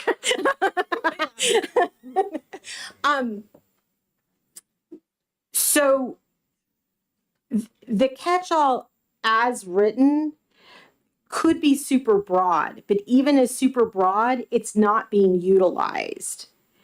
So adding this language would restrict the number of times that the agency could rely upon this other matters relating to special education. But it doesn't change any of the other existing rules that we have, that all the parent protection, all the due process, all of the other the things that when people were saying, if you put this in, we're going to lose our ability to have our current rules. The other rules have separate statutory authority, and they are authorized by separate statutory authority. If you go through the 1100 rules, at the bottom of the 1100 rules, you'll see a table. You know, and I can't even show at the bottom. And for each individual rule, it will map to what the statutory authority is for us to be, for the state board to be able to adopt that rule. If we can't link it to a statute, we can't get it through JELCAR. Yes, go ahead. Thank you. So, if this section 5, lines 1 to 3 were to become statute, then would it be correct that that could then be used as a rationale for any rule? No, it's not correct, because we have 4 different rules that allow us to have rulemaking authority. This is, if you read it in context, 186C16 has a list of statutory authority that's independent of Roman numeral number 8. Go ahead. She speaks lawyer speak, and I sometimes don't. So what we're saying is that the only things that fall under number 8 are the definition of a parent and then Personnel. Personnel. Every other rule that we have falls under those other categories above 8. They all relate to those other categories. They do not relate to this one. And that language that they're tacking on only relates to 8. Because that's how that's statutory construction. You can't take language at the last sentence and make it change 1 to 7. If you took that clause and you put it in the introductory paragraph before that list, the 1 to Roman numeral 8, then that clause would modify 1 to 8. But because it's only in 8, it only modifies 8. That's just a statutory construction rule. If Representative Luna. Yeah, thank you, Mr. Chair, and thank you, Attorney Brown, for that. But I guess Roman 8 talks about provisions in this chapter, and the chapter isn't 16. The chapter is 186C, right? That's the chapter. the chapter is defining special education. Right. 186 or 186C. Which one is the chapter? 186C. 186C. So Roman 8 refers to all of 186C. And I guess notwithstanding your interpretation of this, but would another lawyer potentially have a different interpretation of the of how the new language, the language in bold, part that begins with provided in no case shall? Could another attorney interpret the applicability of that different from how you've interpreted that? There's always a lawyer on the other That's side. right. That's right. Thank you for your question, but yeah, I mean, I think it's a bit of a trick question. Yes, of course, there's always a lawyer that's going to argue something different, but I think it would be against the general canons and tenets of statutory construction. No, I appreciate that, but isn't that what we're hearing from people today, that they don't want to be subject to an attorney who might look at this 10 years from now and say, hey, you know what, that applies to all of 186C. I mean, could you empathize with that concern? Thank you for your question. I don't think that's a correct interpretation. I think that would be a very contorted reading of this statute, especially in light of the existing administrative rules and the number of other statutes that we are citing for authority that has nothing to do with the rulemaking authority of the state board under Roman numeral 8. Statutory construction. Representative Balboni. Thank you, Mr. Chair, and thank you for taking my question. Then my question is, if it only pertains to those two categories that you were talking about, parents and personnel, why is it in here? Thank you for your question. I didn't, you mean the existing Roman numeral 8, why is it there? Respectfully, I'd have to go back to the statutory history and see what was thought of when it was put there. It looks like the last time this statute was looked at was in 2009, and I was doing corporate and commercial law back then. So I apologize. I don't know why the catch-all was put there, respectfully. Sorry, not much help. Are there further questions? Representative Lekes. Thank you for taking my question and for trying to make this clear to us. I'm looking at the first word in that sentence of Roman numeral 8, which says other matters. And when it says other matters, does that mean other than Roman numerals 1 through 7? And so that's why it pertains just to 8? Thank you for your question. Representative Lucas, that's how I read this, is because there are 7 specifically enumerated categories, and then number 8 is other matters that maybe we haven't specifically enumerated, is exactly how I read this. Thank you. Further, yes, Representative Woodcock? Good afternoon.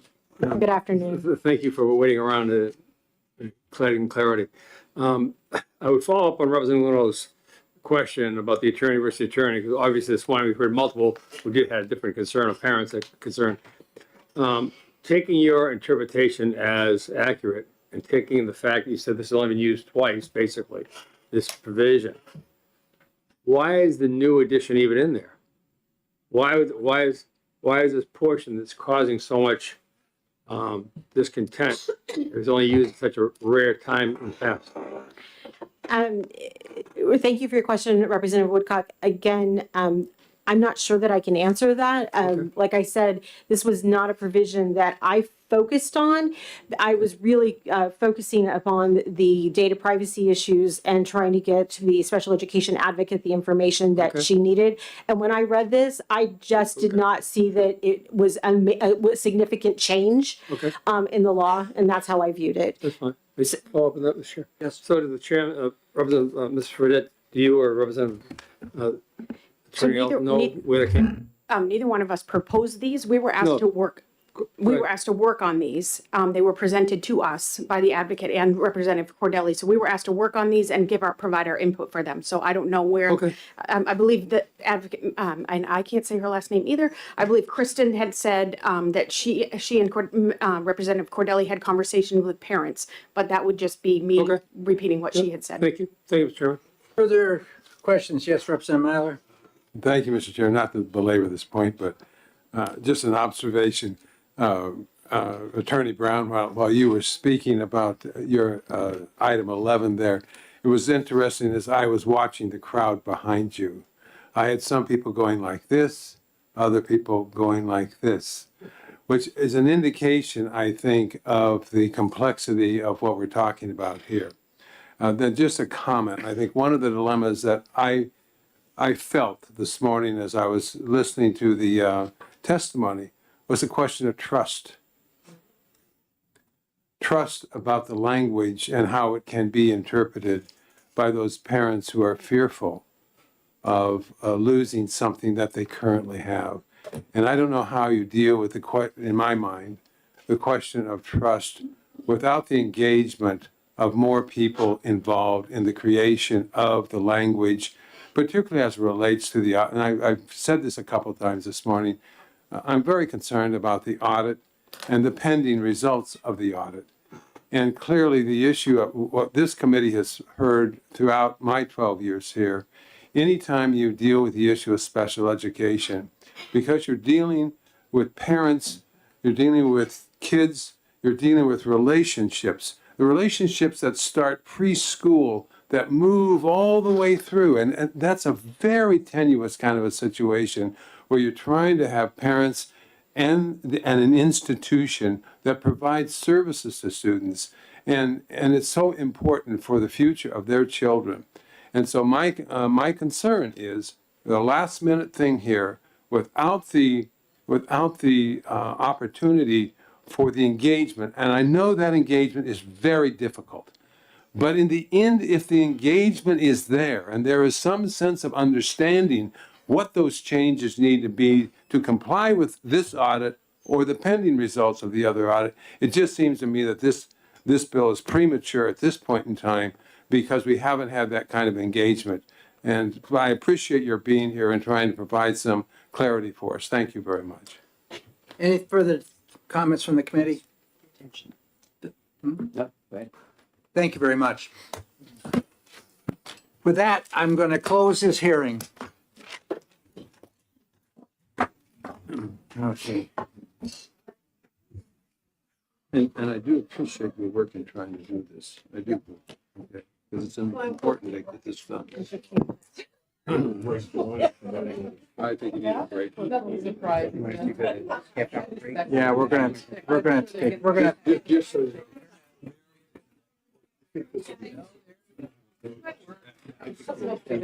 Let's take a half-hour break. Yeah. Because I know everyone else has to get out of here too. I gotta get to the. We gotta have. 378. I've got just the recent, I've got it written with all the changes highlighted. I can go through that in 5 minutes. Yeah, we'll do 378 first. 278 first? Yeah. 378 first. So we're gonna take a half-hour break. I think we're gonna have to get Washington. Yeah, all right. You're gonna indicate that. You need to make that noted. Okay, for members of the committee, we're going to take a half-hour break here. Then we're going to come back and address 378 first and 340. I've got it right here. I just got it this morning. Yeah, there's been a lot of All right. There's been a lot of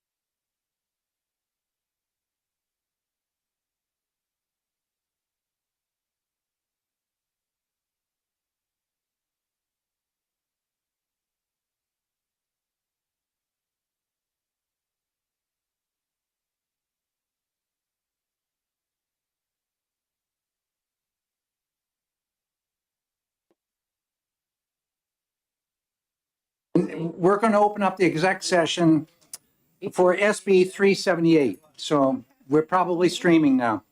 I need one for the record? Okay.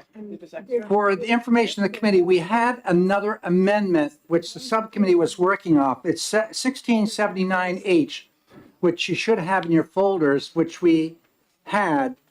And what has been done subsequently, multiple visits with DOE and with the legislative services across the way, they found several areas that needed correction. So there was another amendment made, which is 1898H. And what I've done on 1898, I've made another copy highlighting in bold those areas which are changes. And I'll just take you right through it, comparing the amendment we were given last week and this amendment right here and where the changes are compared to the two. But where is Representative Hayes? You're going to call, okay, good. Let's go ahead and start then. On this bill, 378, this is a bill that deals with a performance-based accountability system, which we have. We have the input system and the performance system, which we measure. And the PBAS needs some refinement. We've been talking about a task force to do that. On the amendment, on line 7 through 9, that remains unchanged from the amendment you saw the other day. It's the same. There is hereby established a task force to develop and review the performance-based accountability system that will serve to demonstrate that a school is providing the opportunity for an adequate education as defined in statute. That's there. The next line we had in the original amendment, it said something to this effect right here. The commissioner shall appoint no fewer than 9 and no more than 15 members to the task force, which shall consist of, okay, that's been changed now. And it says the task force shall be composed of no fewer than 10 and no more than 15 members and shall consist of. Now, what we took out of there, as a member of the task force, we had the commissioner or designee who shall select the chairman of the task force. That's been deleted. That's gone. We talked about that in the subcommittee. So you'll see the first A on line 12 where it says this is where it starts, the members. 6 or more individuals who hold a current New Hampshire certification of superintendent, assistant superintendent, or curriculum administrator. There shall be at least one representative of each of the 5 New Hampshire School Administrative Association administrative regions and one statewide at-large representative. The statewide regions are 5 that are set up by the New Hampshire School Administrators Association, but also that terminology is used by Homeland Security that's trying to identify the regions we have in our state. Is that correct, Nate? I believe so. Yeah, that's what Caitlin told me, Nate. Okay, so going down to the next on B on line 16 of the new amendment, it says 2 individuals who hold a current New Hampshire certification principal. That was in the original. That's in the original, so there's no change there. C, which is line 17, it says 2 individuals who hold a current New Hampshire educator license as classroom teachers, 1 elementary, 1 secondary, who are familiar with the performance-based accountability, and work in the role of classroom teacher in a school. That was also in the First Amendment in 1679H, so there's nothing changed there. Going on down, it says other educational experts whose understanding of performance-based accountability and expertise will be a benefit to the task force duties. So if you add up A, B, and C, 6, 2, 2, that's 10. And then other would be the other 5 members. So we had from 9 through, but we took out the 1 current school board member, which could be part of the other 5 if you wanted a school board member. It was decided when I was working with the department that there's probably not a whole lot of school board members who are familiar with the performance-based accountability system. Yes. So Under the explanation you've just given us in the reconstitution of the task force, I'm not seeing who will designate. Well, let's wait a second because it's elsewhere now. We've moved it further down. So now you have, before in this, it went to the department personnel shall advise, facilitate, provide technical support. That's gone. And we've tried to put on what are the responsibilities of DOE, what are the responsibilities of the task force, not mixing them up throughout. So let's go down a new amendment. It says the Department of Education shall appoint task force members after consultation with professional education organizations and stakeholder groups with relevant assessment and accountability as expertise. We talked about doing that. We wanted the stakeholder groups engaged. That now has it. Two, the department, on B, on line 25, the department shall advise, facilitate, and provide technical support to the task force as needed. That was in the other bill, which we had. Going on down, and going further, let's see, I want to make sure I'm not jumping around here. Yeah, 3, and then you go down to, and you can see on B, it came from 1679, was 2A, page 1, lines 27, 28. That's been scrapped and it's been put here. Going on down to line 28, okay, the Department of Education shall set the schedule and call meetings of the task force as needed to meet the deliverables of this section. So the chairperson is the one that's going to be notifying them. If you read down, when we go further, D, support the chairperson in posting notice and minutes of task force meetings as needed to meet the deliverables of this section. So the department's there in support to provide that technical support with the minutes and notifications. Okay, going on to page 2 of the, so going top of page 2, there's an E. The department shall, remember that's, we're still in that category, their responsibilities. E, solicit public comment and host listening sessions relative to the PBAS proposals in collaboration with the task force. So it takes the work off the superintendents or principals or people that are coming as teachers, that it's going to be the job of the department to solicit that public comment, and they're working in collaboration with the task force. Task force say, we want to have a hearing. So they have a hearing and they invite these people in, but the department will be soliciting these people. Otherwise, it won't have to be the work of that task force itself. The task force can say, we want to see anybody who wants to come. Fine. Going on down to the responsibilities of the task force is on page 2 here. The task force shall have the following duties. This was item 3, page 1, line 29 in 1679. The task force shall elect a chairperson. That's new. That's what we request to be done. All those other items, B through F, come from the original document or the original amendment. But we added in G.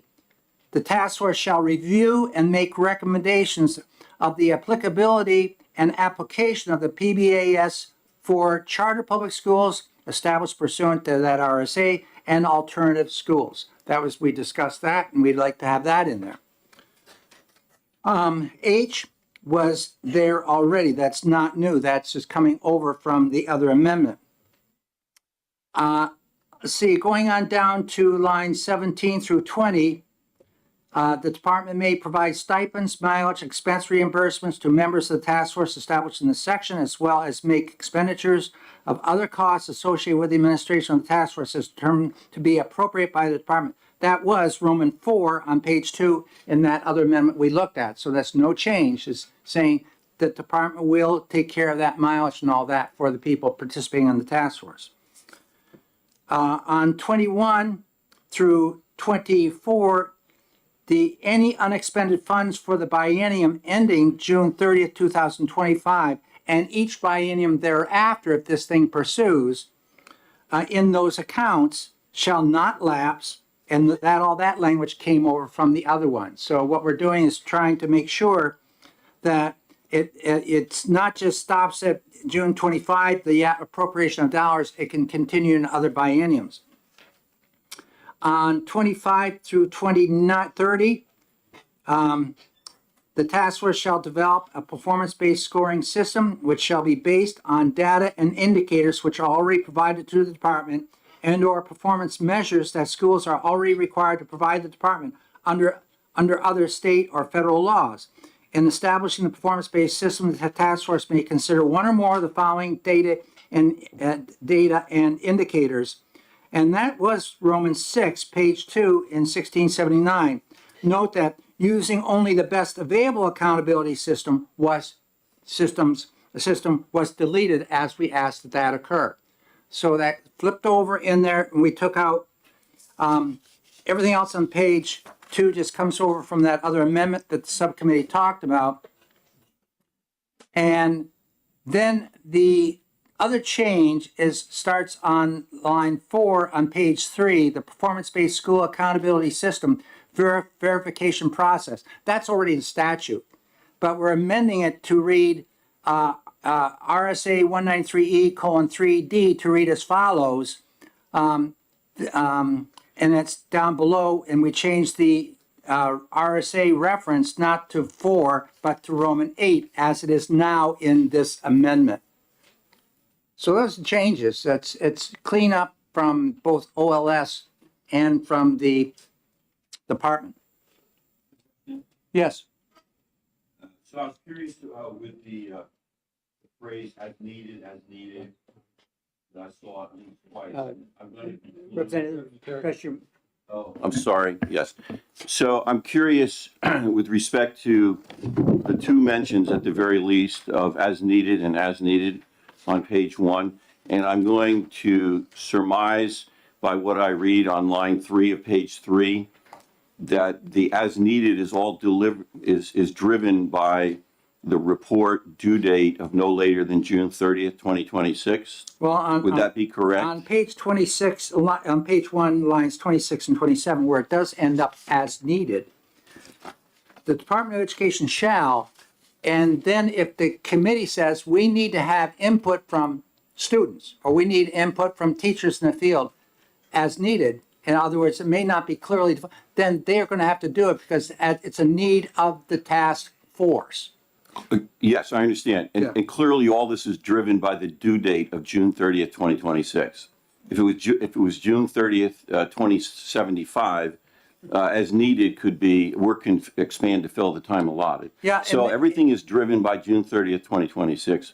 The second question is, in my limited life experience in non-governmental entities, task forces were dismissed when they completed their task. Is there any dismissal to this task force once it completes its task, or is this a task force that is in business in perpetuity? The initial part of developing this program, yes, and then continuing, yes, because the reports, they will be looking at and saying, how did it go after the first year, the second year, the third year? Are there any issues that we have to move forward either with legislation or with recommending or finding? So we find, is that correct, Nate? Yeah, come on up to the mic. So, Nate is out of the DOE, and this is his bailiwick. So to my question with respect to, there is no termination date for the task force. They will continue until whenever. Yes, there's two different pieces to this. So the first part is making recommendations for what the PBAS needs to look like. Yes. The second piece, there's additional statutes that aren't actually part of this amendment that are just current statutes that require the department to make recommendations for legislation relative to PBAS. So we would want some form of this task force to continue on to evaluate how what they create in this version is impacting schools, communities, school leaders. One of the things that we would expect from this task force is a recommendation in statute of how that task force would then continue on. Would there be term limits for different members? Would it be a different size of a task force? Maybe you need a smaller version of this initial one. So I would expect that to come as part of the proposal from this task force as to how does the new iterations of the task force continue on after their work here is done. Okay, so I understand that this task force is not the final task force that is envisioned. Therefore, all of these people that are going to be appointed, the 10 people, would understand when they get involved that they're not signing up for something for the rest of their lives. Yes. Because there will be another body that will be created as one of the outcomes of this task force work. Yes, Okay. and ideally there would be some overlap. You'd have some members from this initial sure. task force that would continue on, but then with the possibility of, as people step away from the task force, you have new people come on board. Yes. Thank you. Anything else? Yes, Representative Dry. Thank you. Just continuing on with that, we have pretty specific membership requirements for the task force, and if there's an iteration of that, if that changes, does the statute have to change? It would, yes. Okay. Representative Luna? So thanks, and thank you, Dr. Green. One of the parts of the existing statute that this overwrites is the every 4 years part. So the statute and the amendment basically says the task force delivers a product no later than June 30th, 2026. Should we have anything that provides that continuity? I mean, the task force continues, but there's no sort of like deliverable schedule.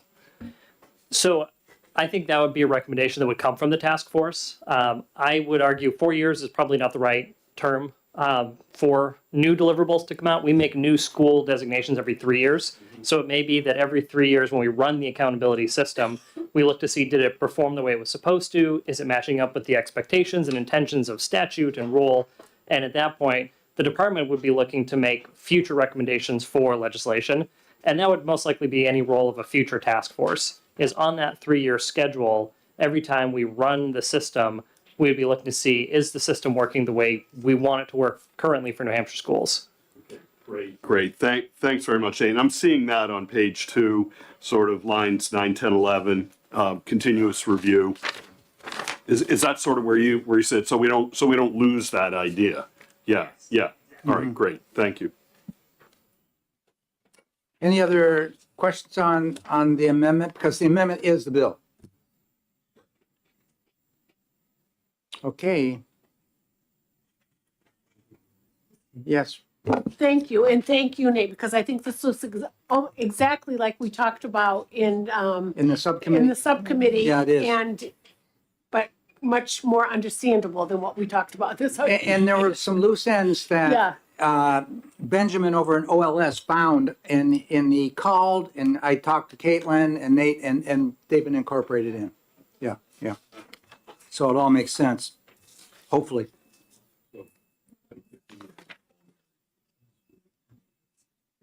Yes.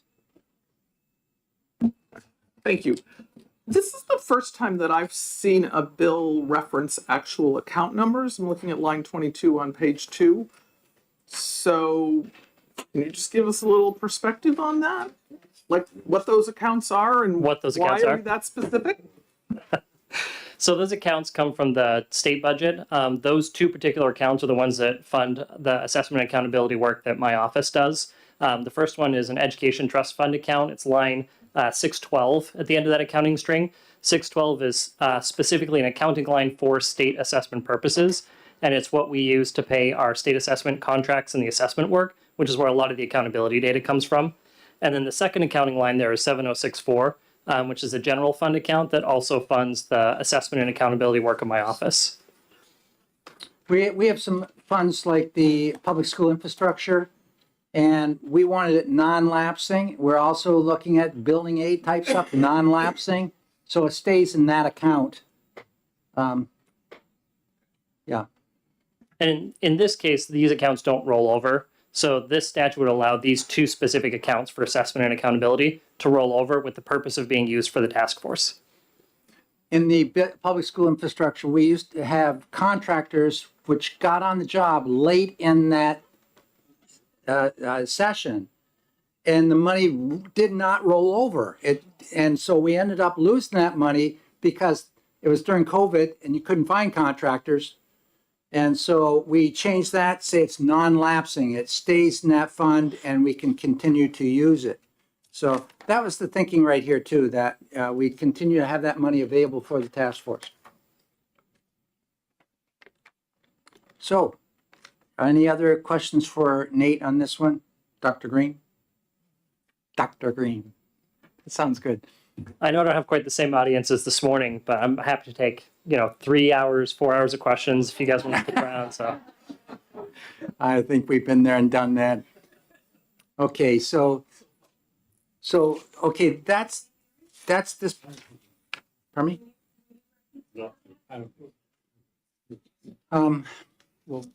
Well, we have not had a caucus on this at all, and is there anybody who feels they need a caucus in this one, or we just want to roll on some of the other stuff? On 378? On 378. You want to do a straw vote in case you think, do we really think we need to recall Mary on this? No, I don't think so. I think so. This is, so what I'll do is I'll hand the gavel over to Representative Cordelli. Thank you, Mr. Chair. This is House Bill 378. And I look to the chairman for a motion. Yes, I'd like to make the motion to OTP on 378. Second by Representative Myler. Further discussion? Yes, I'd like to amend 378 with Amendment 1898H. I have no further No further discussion. discussion. Representative Myler, anything? No. No. Any discussion by the committee? Are you ready, Margaret? Seeing none.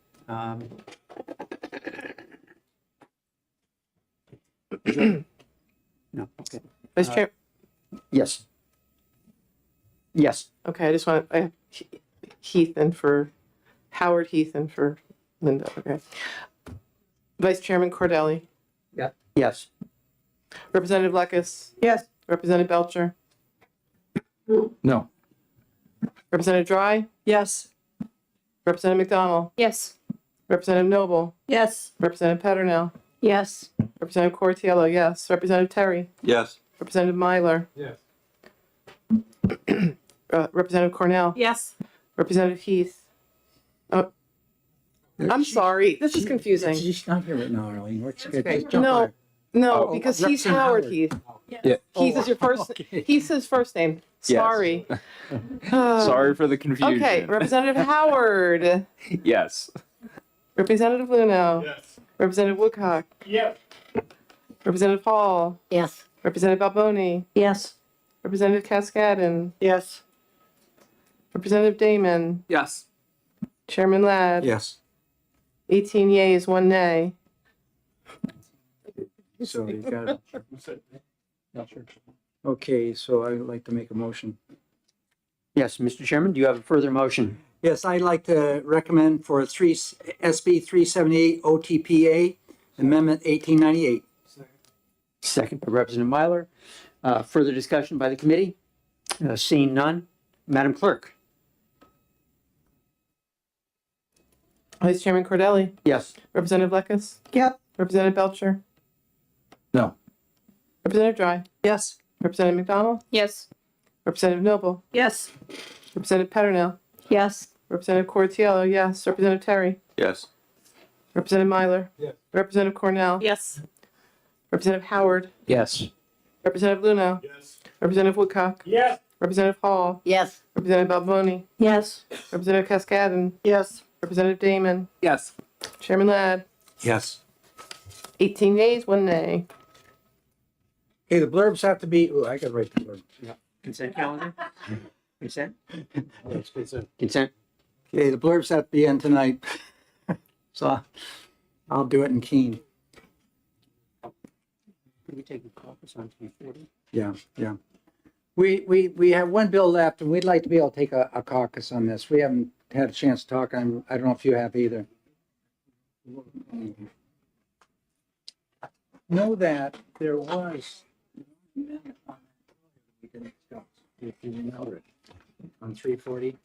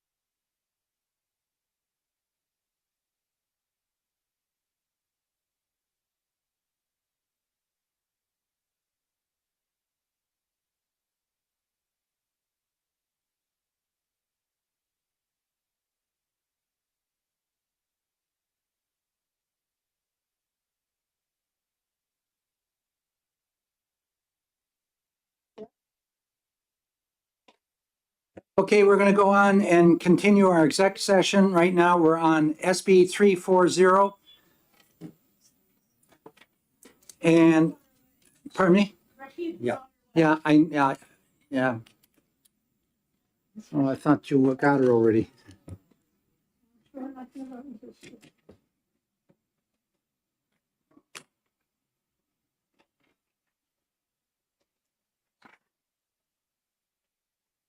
We can start handing out the side-by-sides.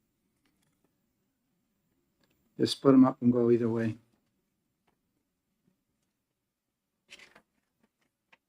Okay. That goes around.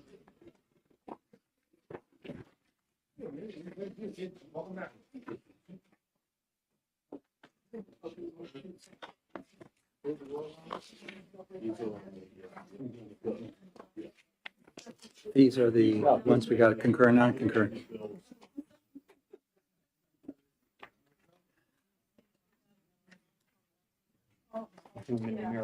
We've received 5 bills that we have to either concur, non-concur, or committee conference. Yes. Yeah, Yeah. Okay. okay. We'll be quick. Wow.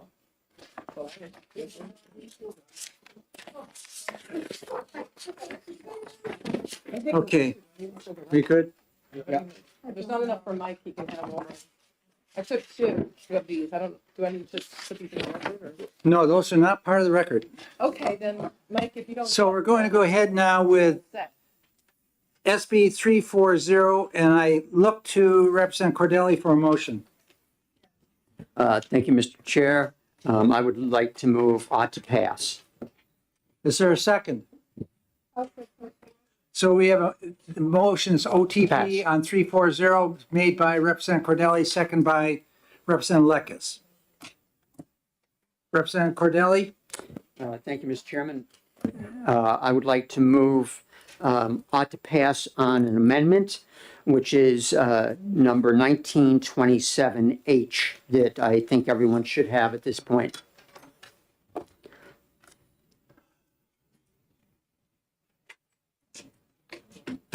Okay, Representative Cordelli's made a motion to move as an amendment to SB 340, Amendment 1927H.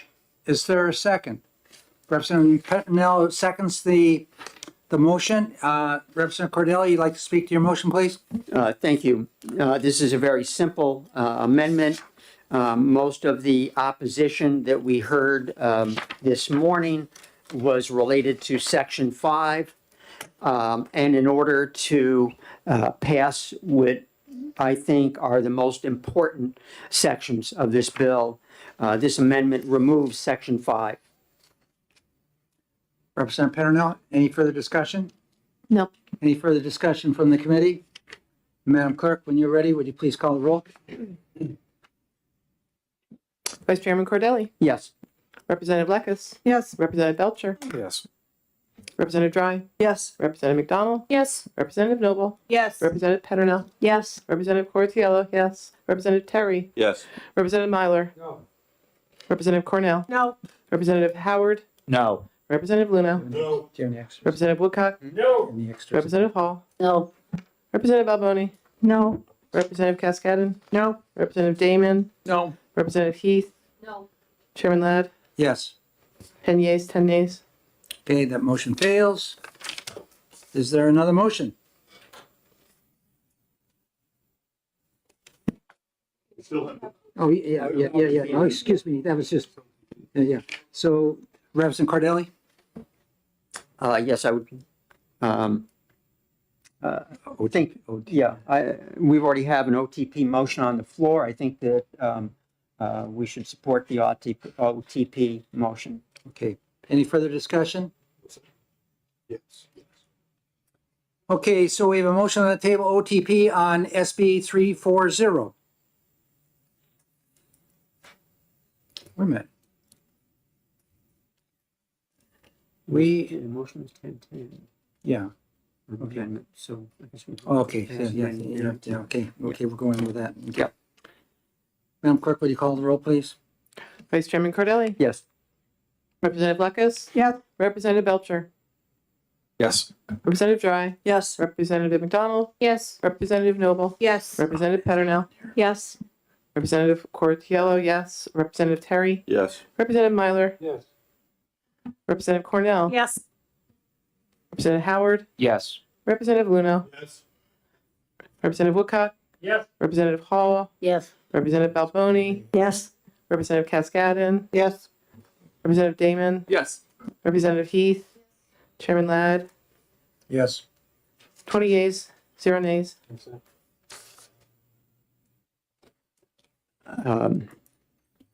Yeah, I would like to not have it on consent. Does that require me to change my vote? It would. Okay, Madam Clerk, could I change my vote to no?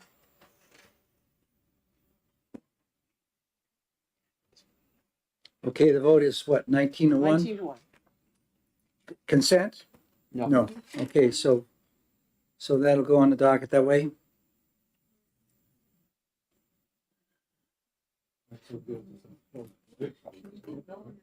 So wait a minute, so who's gonna write the blurb now? You know, I think we're gonna have to go back and redo this. Because Sorry, I voted. Yeah. see, you're gonna be writing the OTP with it not amended, and then you're gonna be taking it Could off. someone- Yeah, It doesn't have to go on consent, it's 20 this year. Oh, okay, If you wanted it to be 20 this year, you could still make a point of just putting it on the regular. okay, all right, yeah, okay. That's fine. So you can write They'll do the- that a lot okay. for, like naming bills, they'll do that, they'll make a Right. point, it's unanimous, but it's not regular. Right, okay. So after consultation with an expert far greater than me, I will change my vote back to ought to pass, yes. there you go, Arlene. Come on, do you have an eraser? So, Mr. Chair, Yes, so will there be one committee report yes. on the merits of the bill, not the If bill all with the people are amendment voting the with it? same way, there's one committee report. Right, right, and the committee report won't have anything to do with the amendment that just failed.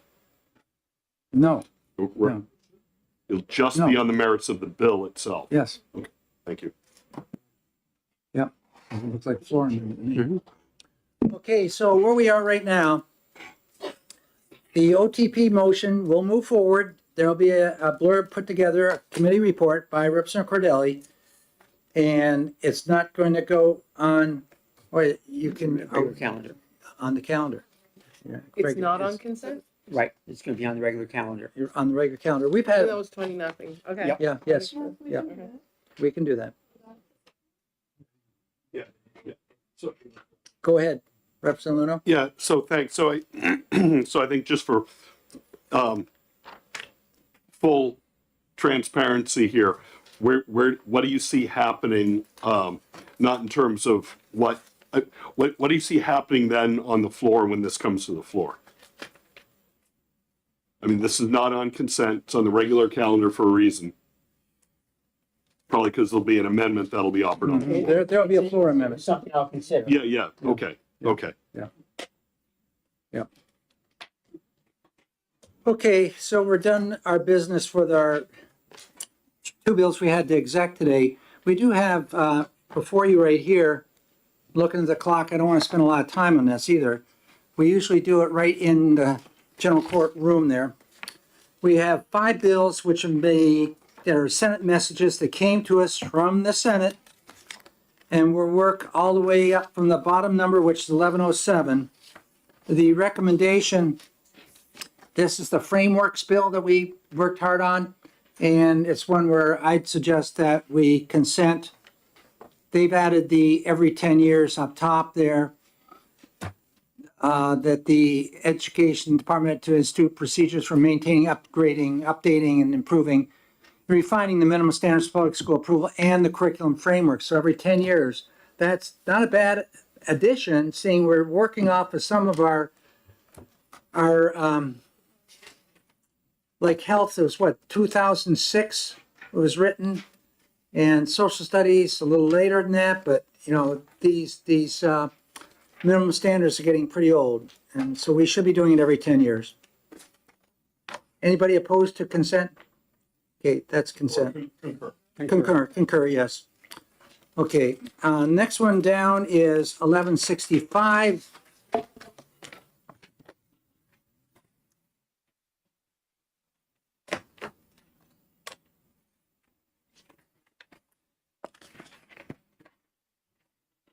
Okay, this is the one where we had the monies for the public school infrastructure had been appropriated through HB 1 and 2. And this year, this biennium, we appropriated $10 million for public school infrastructure. That's the access to safety and all egress and all that of schoolhouses. The Public School Infrastructure Commission looks at that, makes recommendations based upon the applications we receive, but then we have to take that to fiscal and then back to Governor Council. It seemed kind of ridiculous to us that we had to take it to fiscal when it's already been appropriated by way of HB 1. And what it oftentimes did, it delayed the using this money in an expedited fashion, especially during the summer when we're trying to get all the work done. So, but they've changed it where it's got to go back to fiscal. I guess they don't trust that commission or the department, so. I don't, it's, I don't know. Yeah, it's probably what we need to do is concur and work on a later date. That's the only change. Kind of a Mickey Mouse change, don't you think? Yeah, that's right. Just got to do something to everything. 1305 is the Freedom of Speech and Association at Public Institutions for Higher Education.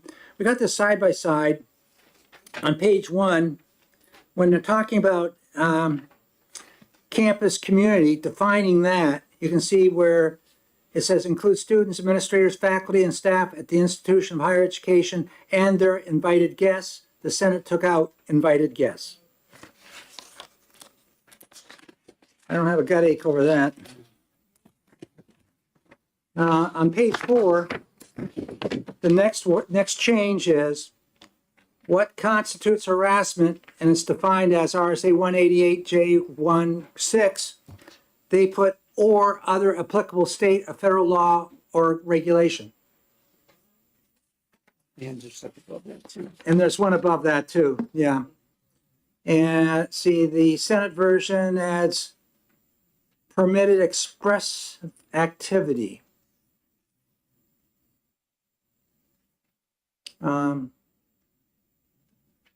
I've talked to the sponsor of the bill. He's just anxious for this thing to move forward. He thinks this is a positive thing. I'm supportive of concurring this. Where's everybody else? Okay, all you need is a majority of quorum. We got concur on that. Next one, I thought there was, what's the next number you have? 1665. No, I got 55. 1695. Wait a minute, it says separate paper. Oh, there it is underneath. 1665. 55. 55. Jeez, I gotta drive to Keene today.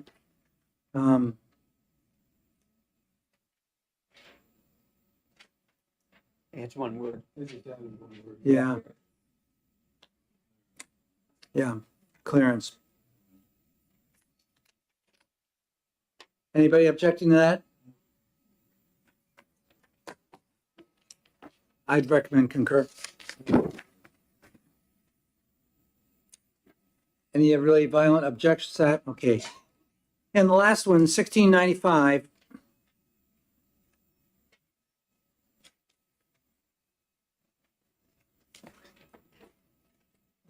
They changed the one word.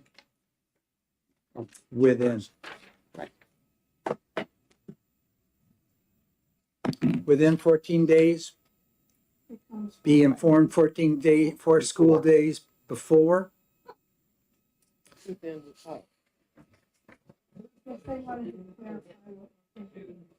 I don't know, just put another little preposition in front of it, huh? I'll take it out. sound better. I don't know why. No, there's a definite, one has to be within those 14 days, one has to be before those 14 days. Yep. Yeah, yeah. Do we know why it was switched to 14 days prior?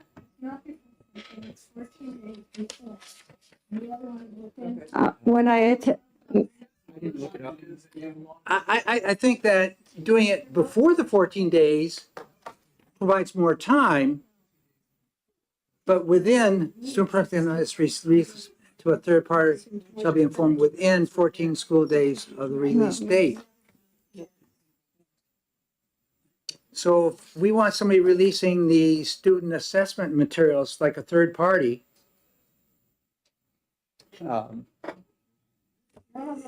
we'd notify them ahead of time, wouldn't we?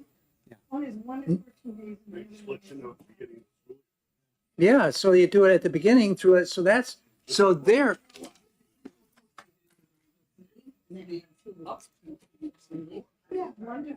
So we concur? And the other one is 14 days. Not concur? Why? Why non-concur? They posted on the House floor. Oh, that, well, What does it mean then? Before? if a student person, What would that change mean? Just that before you release the data, you have to notify the parent. There is no, Beginning of the school year. there's no, the parent has no, since it's federal law, the parent cannot stop the release. So this is basically just a notification system. I don't,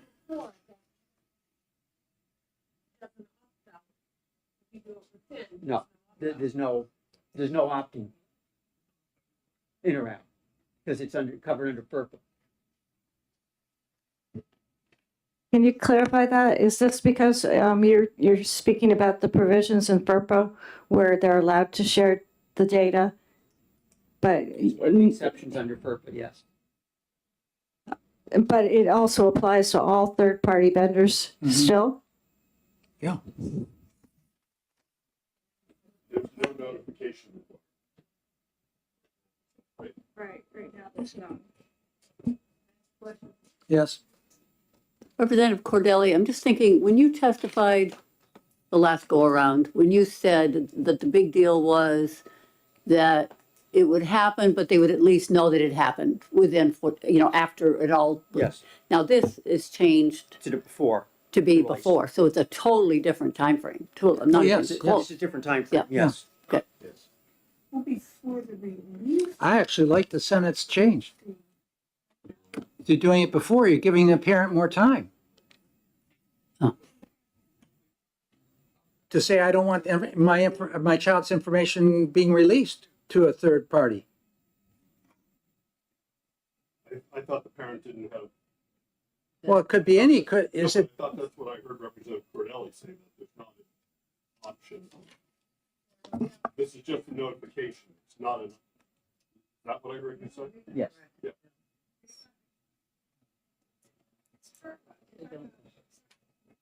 Right, correct.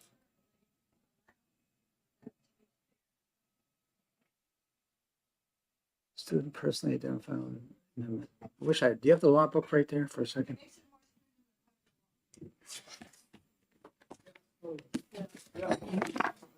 More stringent. I wouldn't say stringent. It's just an additional requirement that you have to notify parents. But you're not. Federal law doesn't. The school will still release the information to the third party. Yes. But, but the notification would based on the Senate's version, notification for parents will be at least 14 days prior to that. Correct. Release, so it could be at the beginning of the school year.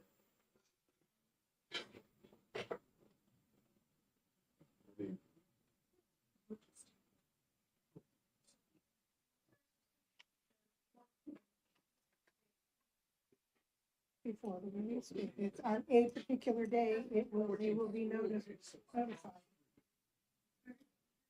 Before, and then it says, who the data was released, what information was released, so I mean, the ones are wrong. Shall be informed 14 school days before, so what you're saying is that specifically on 14 days before the release, not 15 days, not 16 days, not 13 days, but 14 days. Exactly. Yes. Once again. Because you can't do it 14 days before it was. It says under the FERPA here on page 503 of your law books, the right to inspect and review the student's education records within 14 days after the day the school receives a request for access. Yeah, Yeah. but That's a little different than this part, though. this doesn't make you can't do what they're saying they want you to do. They want you to release, they want you to inform the parent 14 days before the release date to whom the data was released. Well, we said that. Yes, because we said after. Parents shall be informed. That's a different. Well, within. Shall notify. Yes, it could be up to What 14 is days. from a parent's perspective?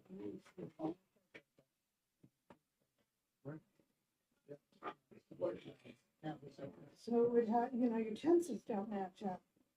14 days before the release date, to whom the data would be released, or will be released. Could we ask Jen if they would, in the enrollment process, would they change the tense if the tense is wrong? Sure, go ahead. Excuse me, Jen? Expert 4, would in the enrollment process, if they found the tense was wrong, it shall be, was, for instance, would that be corrected in the enrollment process? Potentially a substantive impact on the language. I think anything that's done in enrolled bills has to Right. have a Right. non-substantive Right, like a comma or something. Yeah, right. change something that. Yeah, that would change it too. It's a long time. So do we go to a committee of conference over that? And we got nothing. I don't know. It's not worth it, is it? The house has got- It's like, no. I can't even do what it says. See, we have to have these done. See, we have to have these committee of conferences go from, let's see, the 31st of May through June 6th. Oh, right. So if we So that's say- the time, so we have to, have this thing done prior to The end of the month. Can we? the 30th. Can we ask for a committee of conference and then clean up the language? At the committee of conference? Sure. Oh, yeah, that's done all the time. Not concur, request committee of conference. That's what it's, non-concur, request committee of conference. And then you can fix it. That's probably the way to do it right now. Okay, everybody good with just going non-concur, request committee of conference on one, the other one's all concur? Okay, we have one we gotta get what Ways and Means is, but other than that, we look good. And they have input on one of those that we want to concur. I think we'll convince them the same thing. Yes, Can I just ask a question? So if this goes to committee of conference, which one, they have to decide which one's better, the within, just let's talk about philosophy rather than language. mhm, Did they, The conference has representatives from the House and the Senate, right? yes, 4 and 3. We'll have 4. And only those that are on the committee of conference are those that voted for the bill. So Okay. I'd have to go back and look at. Then it Okay, comes yeah, back to the okay. House.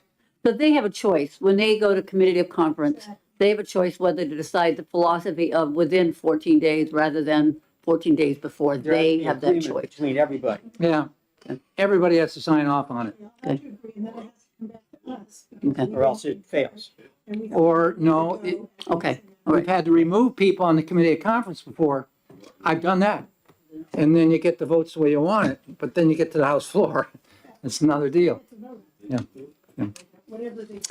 Other than that, I think we're done for the day. You can go to the retirement party. Yeah.